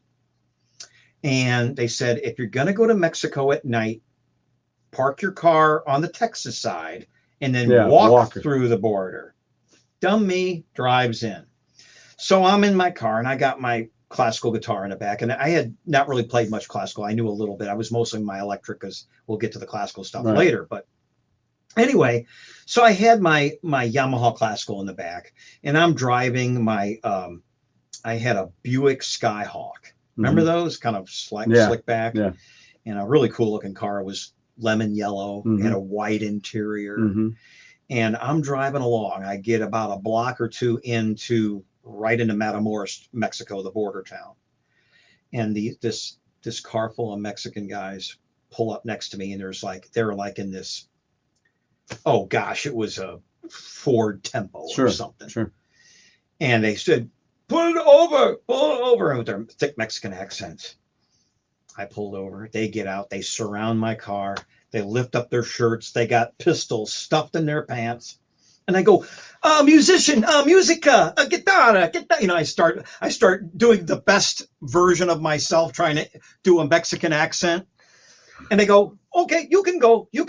And I'm going, whoo! That was the first time that I had a brush with death. Wow, was that something else? Holy cow. So never again. Learned my lesson. Could have died that night. Wow. But, you know, dumb me, after they leave, I go, where's the bar? So I found a bar and I had a few margaritas and then went home. Went back to the South Padre Island where we were stationed for the summer. Wow. So that band ended up breaking up. I mean, I ended up coming back to St. Louis, and I joined another band when I got back in town, which had Kelly Wilde in it. Oh yeah, Kelly. For a minute. Yeah. She was in it for a little bit. Also, our drummer was he played with George. Okay. Patsos in the, what was that? That King of the Hill. Yeah, it was King of the Hill's drummer, which he ended up being the singer, and Frankie. Yeah. So Frankie played drums in that band, and then it was Kelly, and then it was me. And we cycled out a lot of players because everybody left to go do better things. He went on and formed a band with Bobby Taylor called Ragdoll. Yeah. Do you remember that band? Okay. So that was late 80s. That's 1987. I was in that band for a year. Then I was in a hair metal band. My first hair metal band. What was the name of that? That band was called Hydraulic Zoo. If you go to my Facebook page, there's a photo on there. Yeah. There's a 4th Street photo on there, and then there's also the Hydraulic Zoo photo. Yeah. So anyway, I get back into St. Louis after getting off the road in Texas, and I get a call from Mike Habian because his brother was in the band. Okay. And he said, Dan's back in town. So, because I had played with these guys, I had played with the drummer I kind of skipped a little bit. My music history is pretty accurate, but I might have forgot a couple of things going back to the early 80s. And I played with this band. We started up with John Keat was in this is the bass player that I was talking about earlier on the lightning rod stuff, that he wouldn't loop his jack through his strap into his bass. Yes. But there it is. Which one? I don't see it. It's Hydraulic Zoo. Okay. The actual it may not be in there. It may be gone. I don't know. Okay. I thought it was posted on my Facebook page. We'll find out. Okay. If that's you playing. That'll come later. We can actually play a little section of that maybe when the time. Okay, that 4th Street, that was the band. I'm not seeing it. I don't know what the deal is. Okay, well, anyway, the Hydraulic Zoo band photo is on my... There it is. Okay. You got it. Yeah. Hang on. I'll put it up. But yeah. Go ahead. Okay. So anyway, I was in that band from it was only a year because I got in the band late 87. We played through 1988. And at the time, it was fashionable to play hair metal. You know, because we were playing it when everything was coming out. I mean, gosh, by the time 1988 rolls around, most of the hair metal was in full swing. You know, I mean, a lot of the groups that were coming out of the Sunset Strip in LA, 1982 and 1983, like Motley Crue, Rat, and all those groups, Dokken, you know, they had established themselves, and we did the whole set list. I mean, we were doing Just Got Lucky, we were doing Alone Again. We were doing some David Lee Roth. Yeah. We were doing like Hot Dog in a Shake. Yeah. And all that cool stuff. Wow. And so there Tim Habian, the guitar player in the back at the top of the pyramid there. Yeah. Fantastic guitar player. Great guitar player. I had to really work to keep up with him. Still here in town? Yes, I believe he is. I haven't seen him in a long time. I talked to his brother quite a bit from time to time. We email each other, Tim's brother, Mike. And then, of course, that's yours truly there. Yeah, here below him there. And then the guy with the white boots, that's the bass player. That's Johnny Keat, you know. Cool. And then Denny Latimer on keyboards right there on the bottom right. And then Micah Grusa on drums. Wow. And we were just the typical 1988 circa.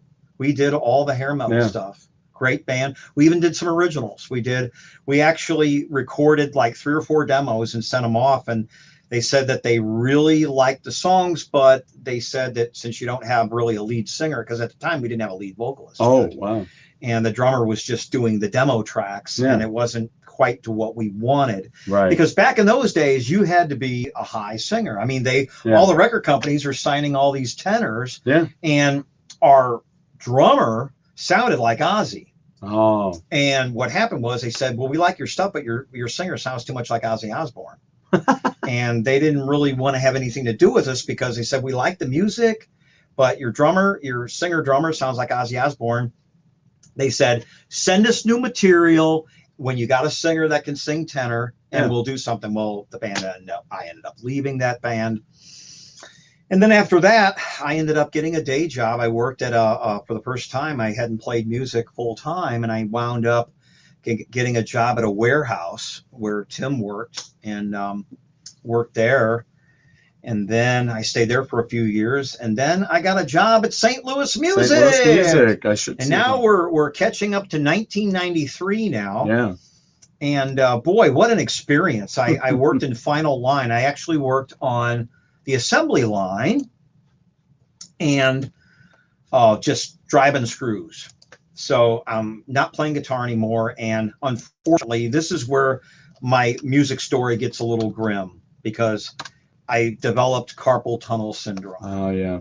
Couldn't play right hand. We were using a pneumatic gun all day long on the line, driving screws into speaker cabinets 8 hours a day. I mean, your body just can't sustain that kind of abuse. So I worked there from 1993 to 2003. And in that 10-year period, I did not play a note of guitar. I literally quit playing guitar. So I lost all my chops. Yeah, this is a bunch of us out in front of the manufacturing plant. There's me and Stu in there, and then all the gang. And we still have reunions from time to time. Yeah. Went to the last one last October. It was fun over at Steve Dockraden's bar over there on Central Truck Road. Yeah, that was Silver Ballroom. If anytime you're in town, especially our buddy Crow. Silver Ballroom, great place. Crow. Steve Dockraden. Yeah, we got a buddy of ours that follows us on Go Game Go, and loves pinball. Yeah. And I'm always like, dude, come on down to St. Louis. We'll play some pinball, man. Yeah. That's the place. So anyway, here's a period of my life where I actually quit playing music. And it was a humbling experience working there, because there's this guitar player that worked in the booth named Pat Shook. Yep. And I never knew Pat, because you go back, and so does Guy go back to the 80s with Pat, because I know Guy played with Pat in Zero Discipline. Yep. And a fantastic guitar player. I mean, it was like, I'm sitting there working all day long, and here's a guy playing all this Joe Satriani stuff, note for note. He's nailing all the tapping. Yeah. Sitting there playing the entire discography of Serpent with the Alien, and some of the other Flying in a Blue Dream, and some of the other stuff that was that had already been out for a while. He was playing, so it was a very humbling experience working there, because I got to hear guitar players that I never got quite at that. Like I said, my level of guitar playing is more like a little bit of George Lynch, Neil Giraldo from Pat Benatar. Right. That's kind of my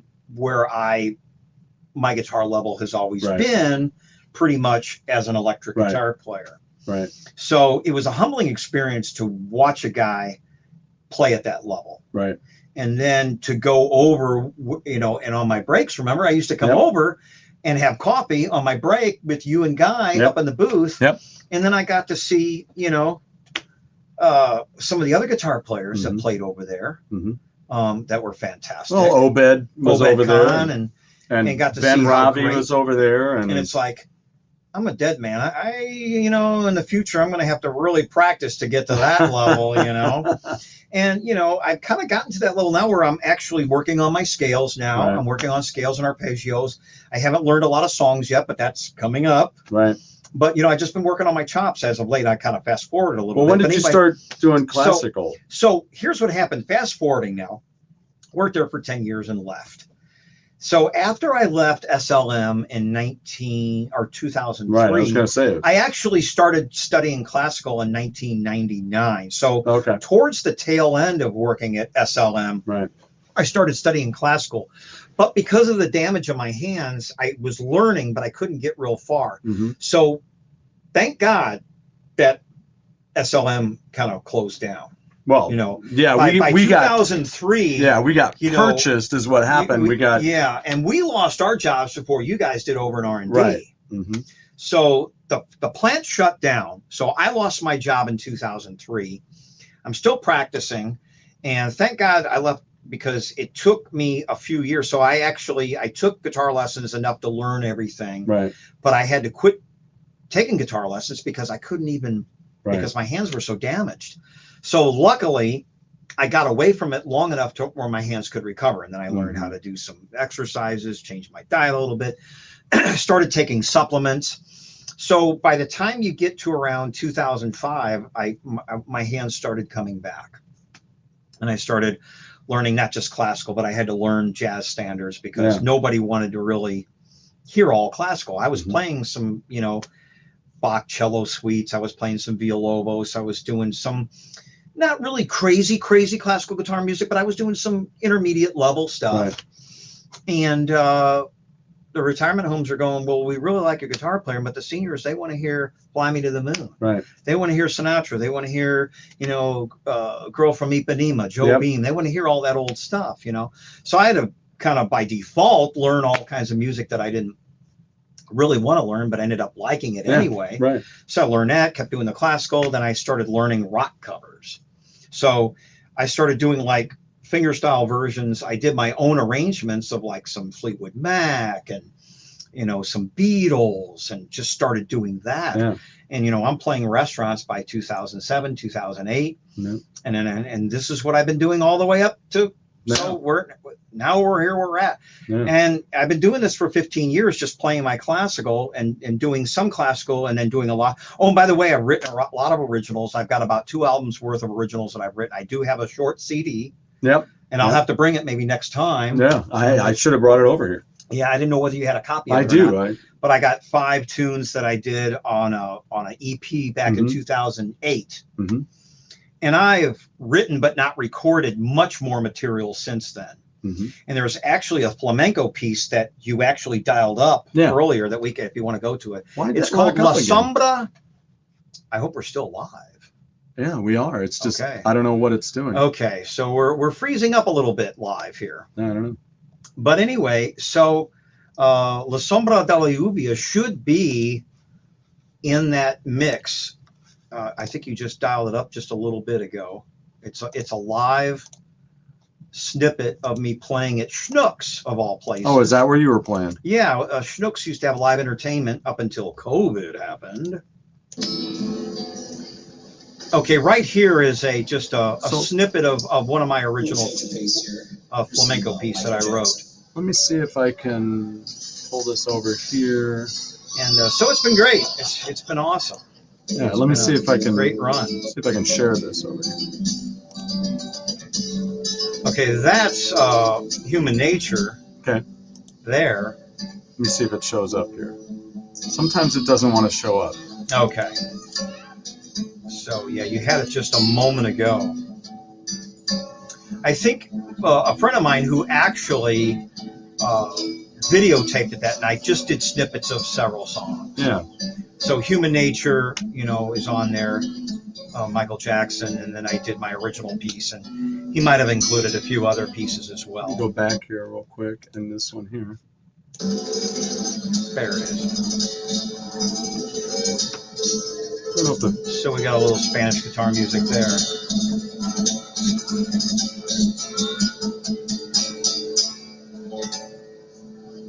You had shorter hair. Yeah, I cut all my hair off. My hair used to be as long as it is now, and then I cut it all off, and then I grew it back. So here's me again as a hippie later in life. A lot of conversation kind of bleeding into the mic, so it's kind of hard to hear.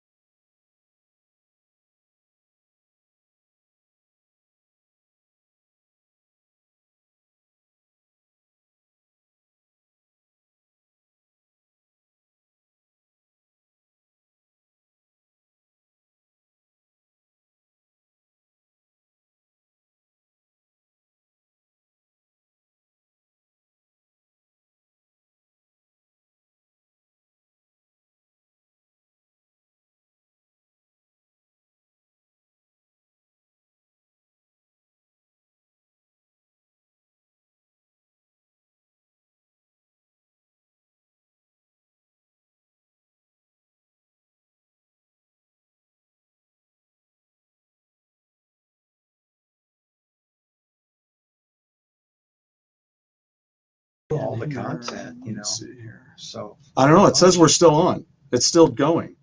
Okay. So that's weird. All right, so that there in a nutshell, basically is my career up to present day. That's awesome. I'd be interested if any JD, can you tell me if whatever happened? What did you see? What happened? Just text me in here and tell me what just happened. Because it tells me I'm still live and we're still going, so I'm just going to continue. But what I wanted to do is I want to jump to sure. This is Cross Rocks. This is something that I was starting. It was supposed to cross over I love music. I love, movies. I love theater, literature, but it was supposed to be, that's what Cross Rocks was supposed to be. That music crosses over everything, right? Because we got everything, movies and all that stuff. Right. So what I did was, I just made, this was, like I showed you earlier, rare 80s tracks. So these were some of the things. I'm going to go over here to this so I can bring up some of these photos. Some of the songs that I had on here were like 707. Were you a fan of this? Did you ever hear this record? Is that the one with Megaforce on it? Yeah. I mean, it's a brilliant record. It's one of the most underrated albums of the 80s. And I Could Be Good For You was the previous album. Correct. Second. Okay. It was from second. You had Chris de Burgh with Don't Pay the Ferryman. Don't Pay the Ferryman. And Dominion did a killer cover of that song. Oh, okay. Yeah, Dominion did it. It's really cool if you want to hear that. Remember Diesel? I remember Diesel. Yeah, Sausalito Summer Nights. Great riff. And what a great story, Yeah. A great story. And this wasn't in the 80s, but I kind of got into it in the 80s with Doucette. Yeah. With Mama Let Him Play. Yeah, of course. But this was put out in 77, I think, is when this came out. Okay. There's a weird thought about this one, too, is I always thought that the lead vocals at that time sounded like David Lee Roth. It was kind of weird. There was another song off that record that was pretty good. I can't remember the name of the tune of it. I'll have to get into it tomorrow then. Yeah. But there was another song that Casey used to play besides Mama Let Him Play. I was not aware. But they didn't play it that much. It was kind of like a B-side kind of tune. Well, you know what? I can't remember the name of it. You know what? Let me do something here. Let me just see if I can bring it up. There were so many one-hit wonders. Well, yeah. That had great songs that were played on Casey back in the day. I mean, you go back to the old days, the pre-Ennis broadcasting. Yes. Right. Before they came along and poisoned the waters, so to speak. Yeah. Let's see. Yeah, I see Mama Let Him Play, but I don't see anything else yet. Okay. But anyway, do you remember Right the First Time from Gamma? Ronnie Montrose? Yeah, I remember, I'm Alive. I'm Alive, that was... There was at least 3 or 4 really big hits by Gamma. Some of the titles escape me at the moment. AOR hits, right? Yeah. Because the closest thing they ever got to a hit, I think, was Right the First Time, which is from Gamma 3. Yeah. So that was one of my big favorites. Now here's another band that I put on here because The Man with the Ship. Da, da, da, da. That was a great song. What was the name of that tune?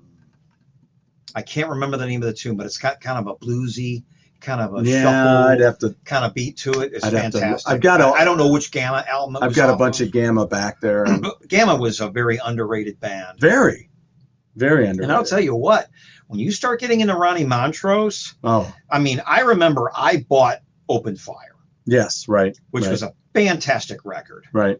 Because he did Town Without Pity on that. Yep. Beautiful ballad. Yep.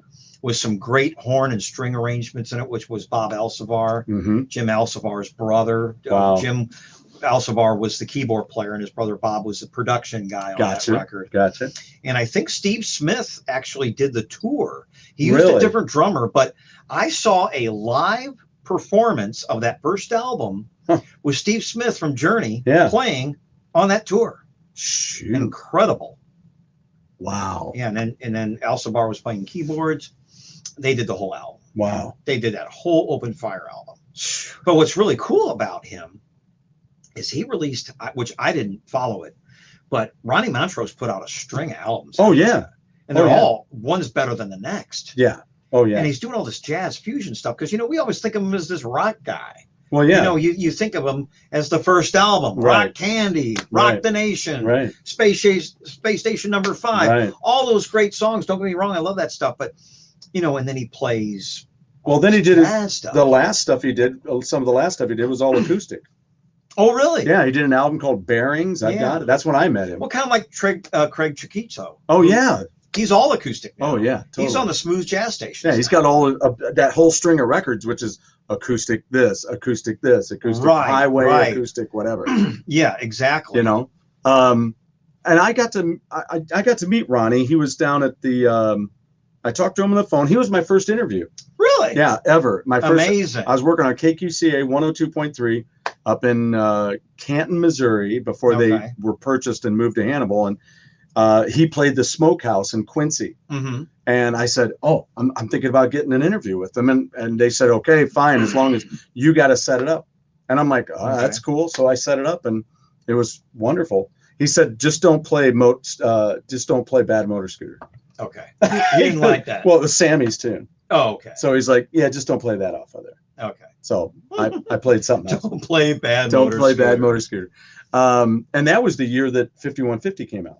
Oh, okay. So it's kind of interesting. 85? 86. 86. Yeah. Okay. Yeah. Because I played the flip side. The flip side of Why Can't This Be Love? Okay. Was Get Up.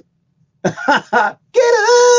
So I'm like, oh, yeah. I'm like, well, I'm going to flip this over, people. We've been waiting long enough for Van Halen. It's about time you know what's on the flip side of this thing, too. Right, right. So that was pretty cool. That's pretty cool. This was Henry Paul Band, was another big.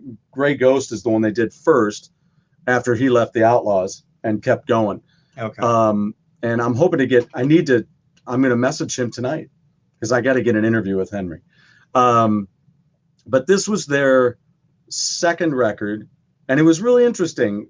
He's got a thing. I'll turn you on to it. It's a whole.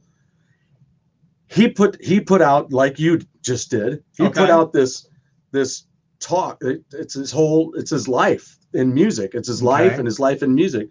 And he put out this whole thing. It was a narrative that he did on the internet. Okay. I don't know how he didn't end up with a copy of it.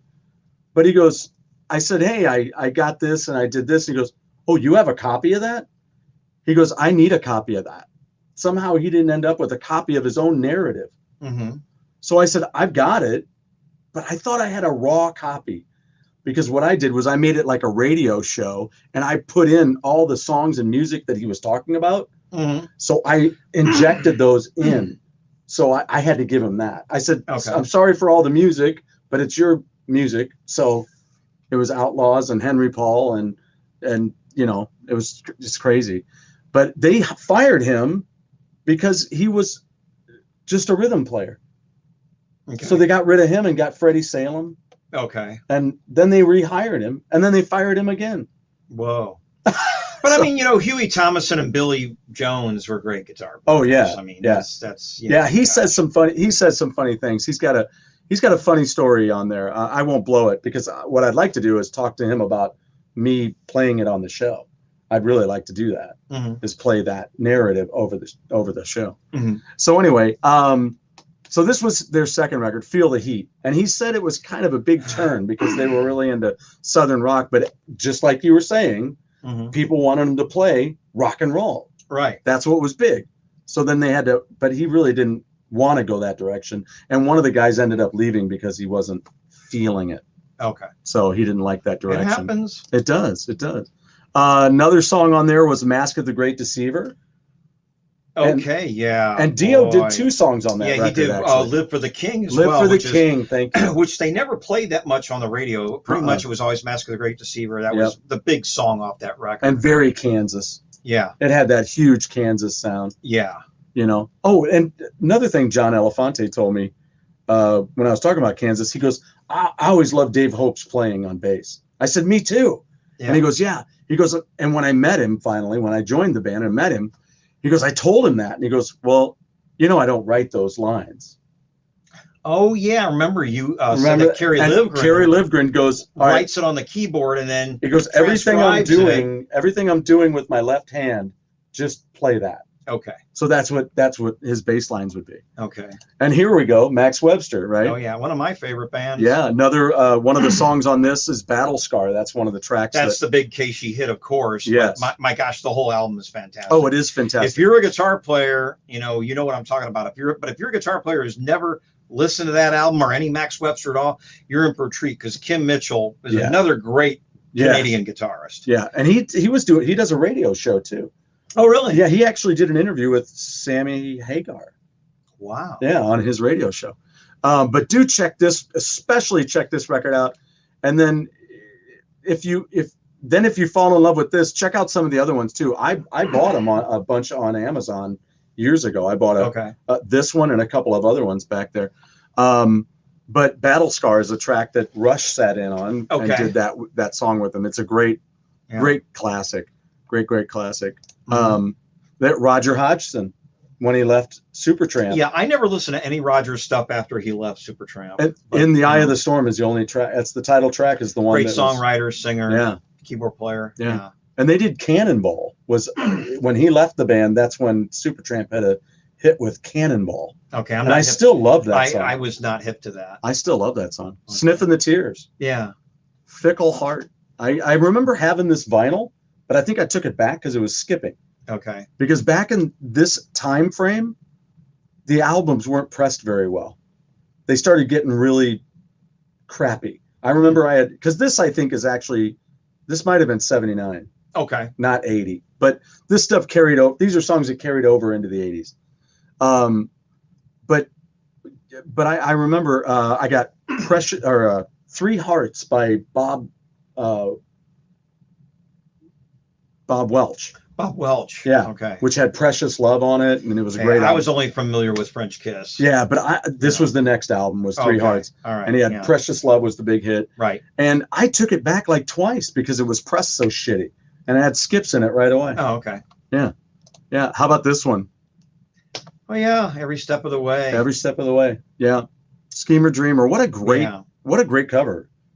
The NRA loves this cover. Yeah, Oh, I'm sure they do. Yeah. But they're 357 Magnums, both point. That's right. He's got a scope on the one, dude. Yeah. That's like Kansas meets Dirty Harry. Yeah. And I never even noticed this. Okay, this is where it gets crazy. I never even noticed that the whole stage behind him. Yeah, I never noticed that either. I was so drawn into the guns and the really awesome artwork. Yeah. That I never even noticed that was amplifiers and everything up there on this stage. Yeah, I never saw that until tonight myself. Weird. Kind of cool. Kind of that wild stuff. All right, what do we got here? Warren Zevon. The track that I put, this had a couple of songs on it that made AOR hit stations. But the one that I always remember and that I want to play in my band is Certain Girl. Okay. It's just a fun little kind of blues. I have to make a disclaimer here. I'm only familiar with Werewolves of What do you know, Excitable Boy?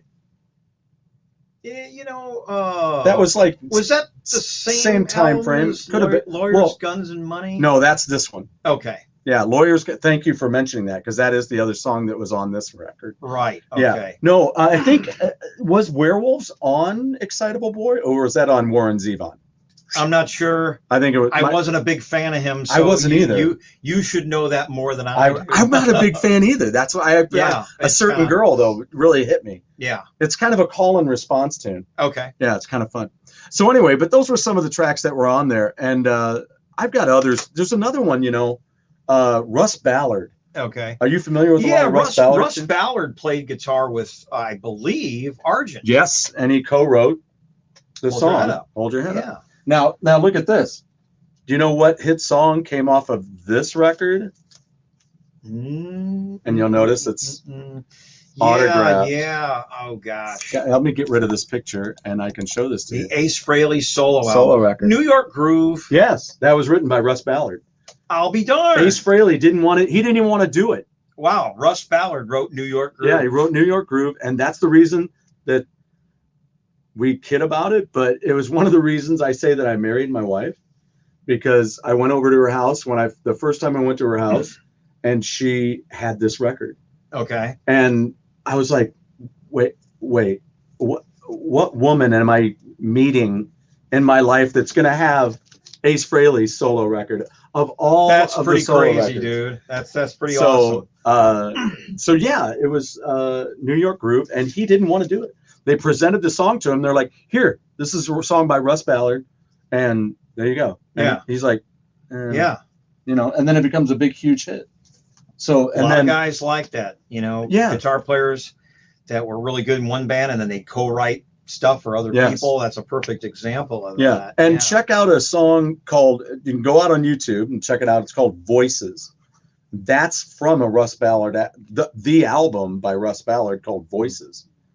And when you say Voices, I think of the song Voices. I hear voices. That's it. Okay. That's Russ Ballard doing his own song. Doing his own tune. Okay. Yeah. I kept thinking that was somebody else, but you're right. Yeah, it's Russ Ballard. Yeah, so that's a KC classic too. That's a great song. It is a great song. Great guitar tone. Yes. The guitar is just phenomenally. Mood. That's Strat. Wouldn't you say Strat? Oh, I don't remember what he played. It's Strat. But the gain and just the production and the effects were just phenomenal. Yeah, it's dark and moody. Oh yeah, absolutely. And that it's just really because I remember when that song was big. I remember Tony Carey. You know, Tony Carey, baby, take it somewhere else. Yes, remember that song? Yeah, First Day of Summer. First Day of Summer. And what was the other great song? Played in Rainbow. What's the other? Yeah, exactly. That's what Rainbow album do we love? Rising. Yeah. What a great and you know record. what? I heard that he played on Long Live Rock and Roll, but he didn't get credited for it. He's on there. He is. He's on there. Tony Carey played. But I mean, he's drawn on the front cover. Oh, he is? Because when you look at the credits on the back, it's the keyboard player that replaced him. Really? Yeah.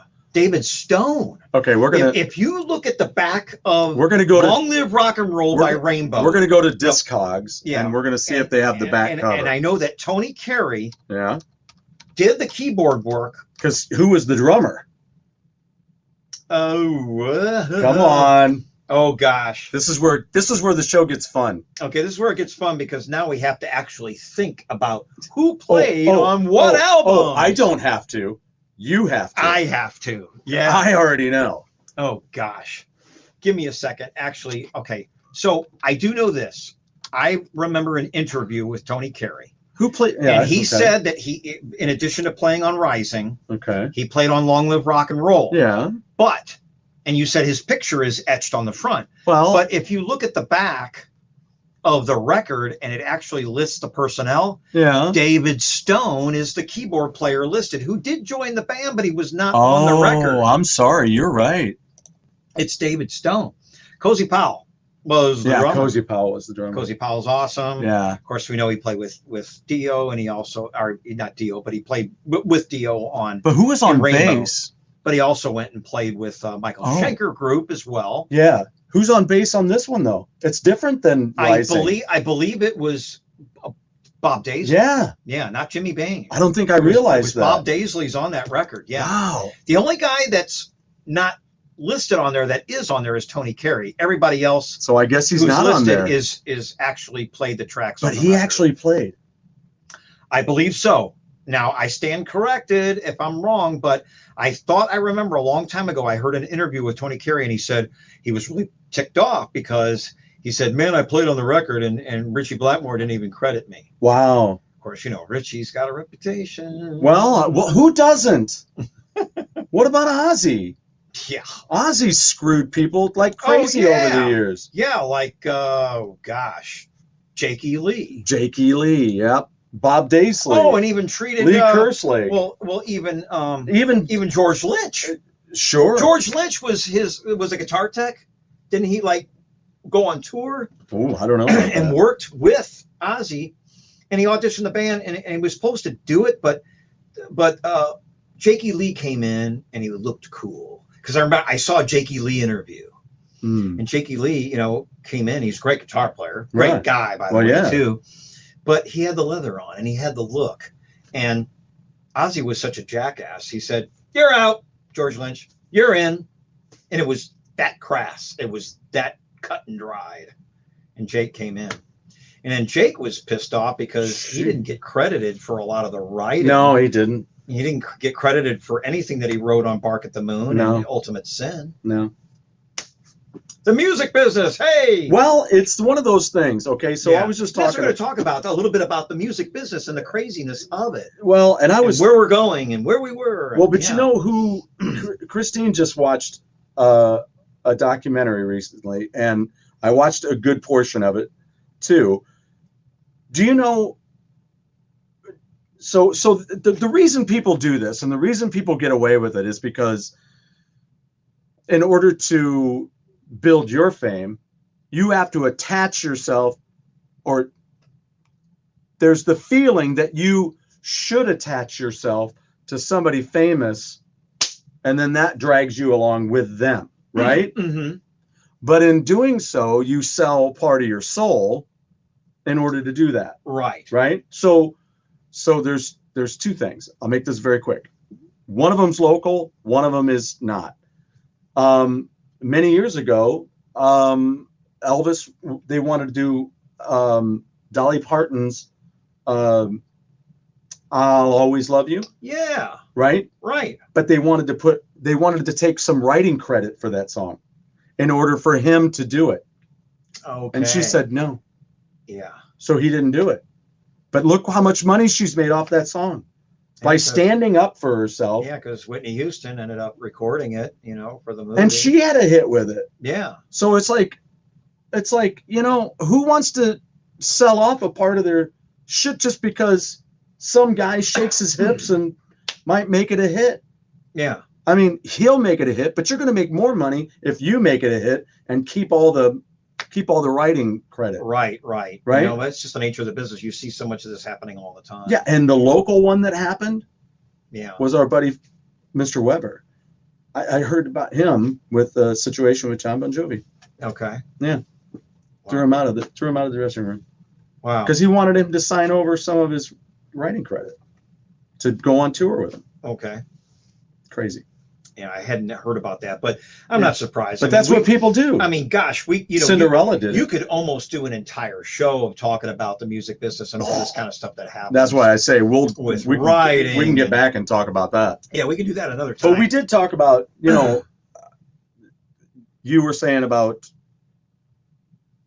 the industry. I was saying that I've kind of come up with this phrase it's the industry of music, not the music industry anymore. Right. We talked about that earlier. Because we're just being industrious and making music. Yeah. You're writing music. And we talked about this earlier. We were going to talk about the music business and how people get their music and how bands are making money now as opposed to the old days. Because let's face it, people don't buy records. And I mean, okay, vinyl is still out there. It's a novelty thing. It's not being sold as promotional like it was when we were growing up.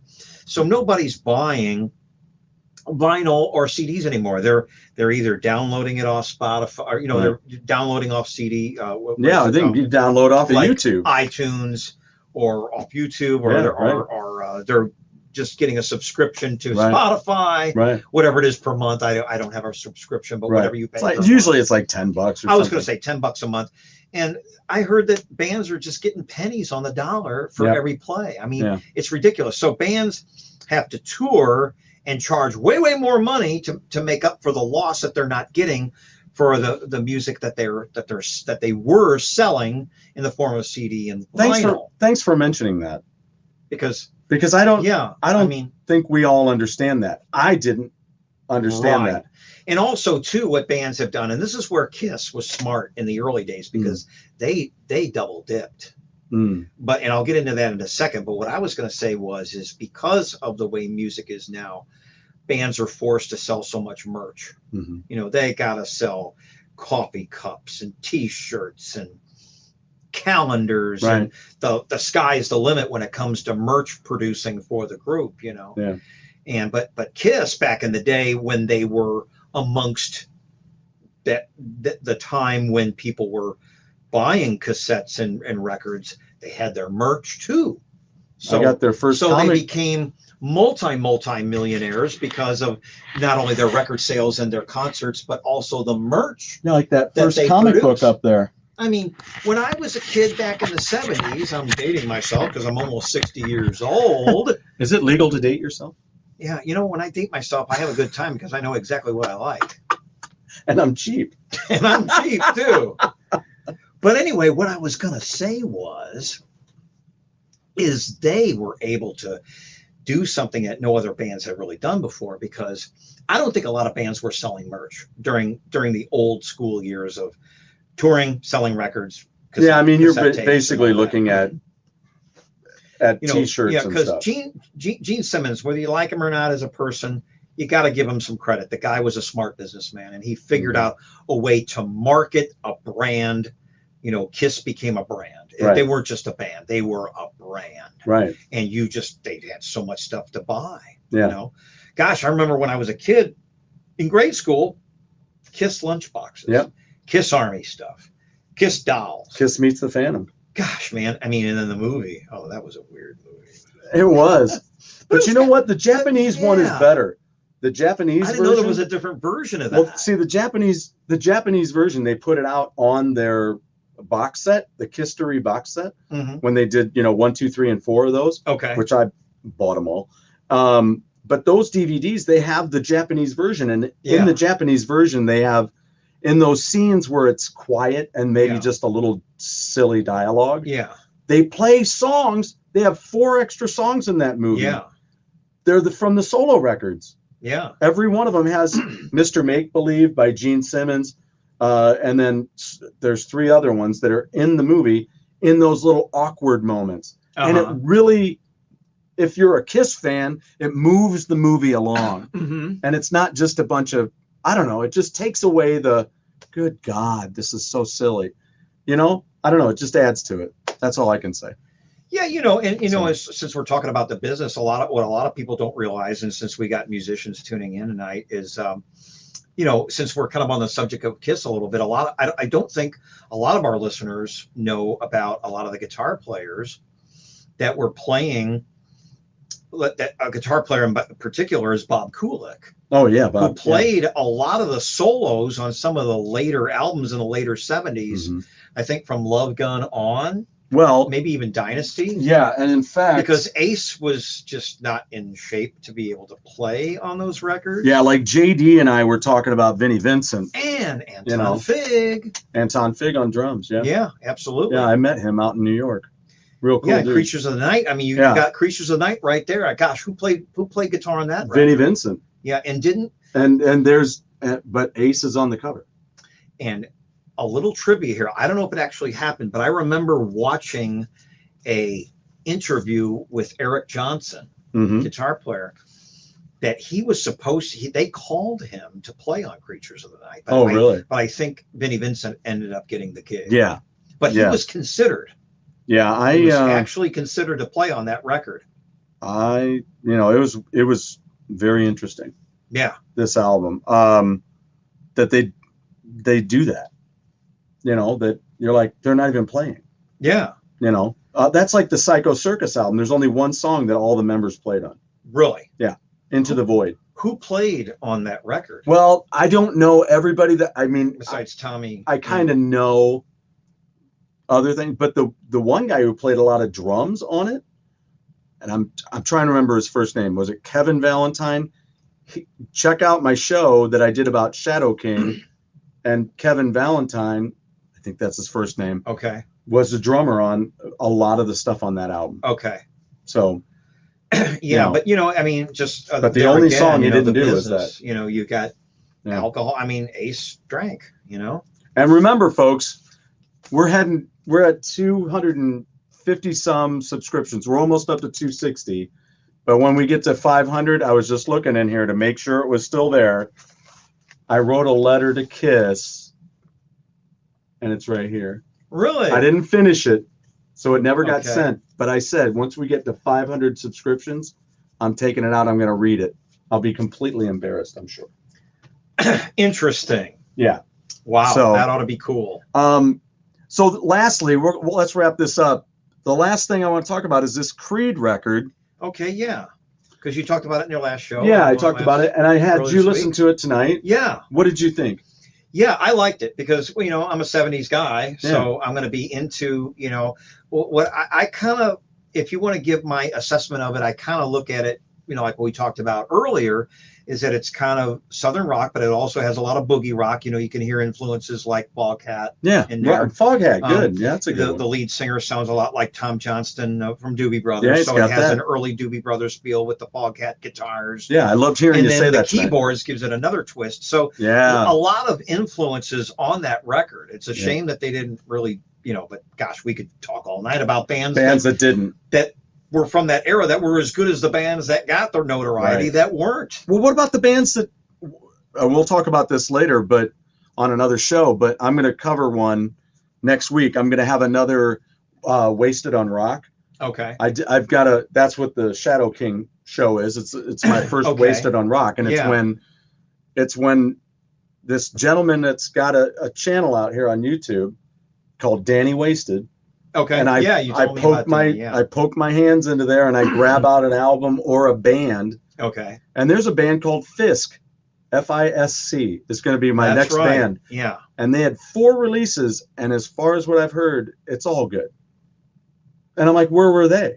Yeah. I don't know where they were from, and we'll talk about that later. Yeah. So, but it's just amazing. It's just amazing. But you dug it. Would you listen to that Creed album again? Yeah, I would. Yeah, I would. All the cuts. I mean, there wasn't a song on there that, I mean, there were songs that I liked better than others, but there was no song on there that I go, ugh. That's filler, right? Yeah. Or no good. Every song was good. Vocals good. Guitars good. Yeah. Keyboard parts thrown in there. I mean, it was just a very varied album. Yeah. You know. Fantastic. Well, thanks, Dan. Appreciate you coming, brother. That's awesome. All right. We'll have you back, and we'll do a show where we're talking about more music. We'll talk about the music industry a little bit more. Yeah. Maybe I'll play some riffs. Yes, that would be awesome. We'll do a little Nikki Sixx, my favorite riff kind of thing. Yeah. And then in the meantime, once we get things up and running, we'll let you guys know what we're working on. It's going to be exciting. It's going to be fun. We were supposed to do a band years ago, and we started doing it, and then it just didn't pan out. Just like it happens all the time. Right. You know, it's not just us. But yeah, hang tight. Remember, be awesome to each other. And remember, when you walk out your door every day, you're in everybody else's world. They're not in yours. So just be cool.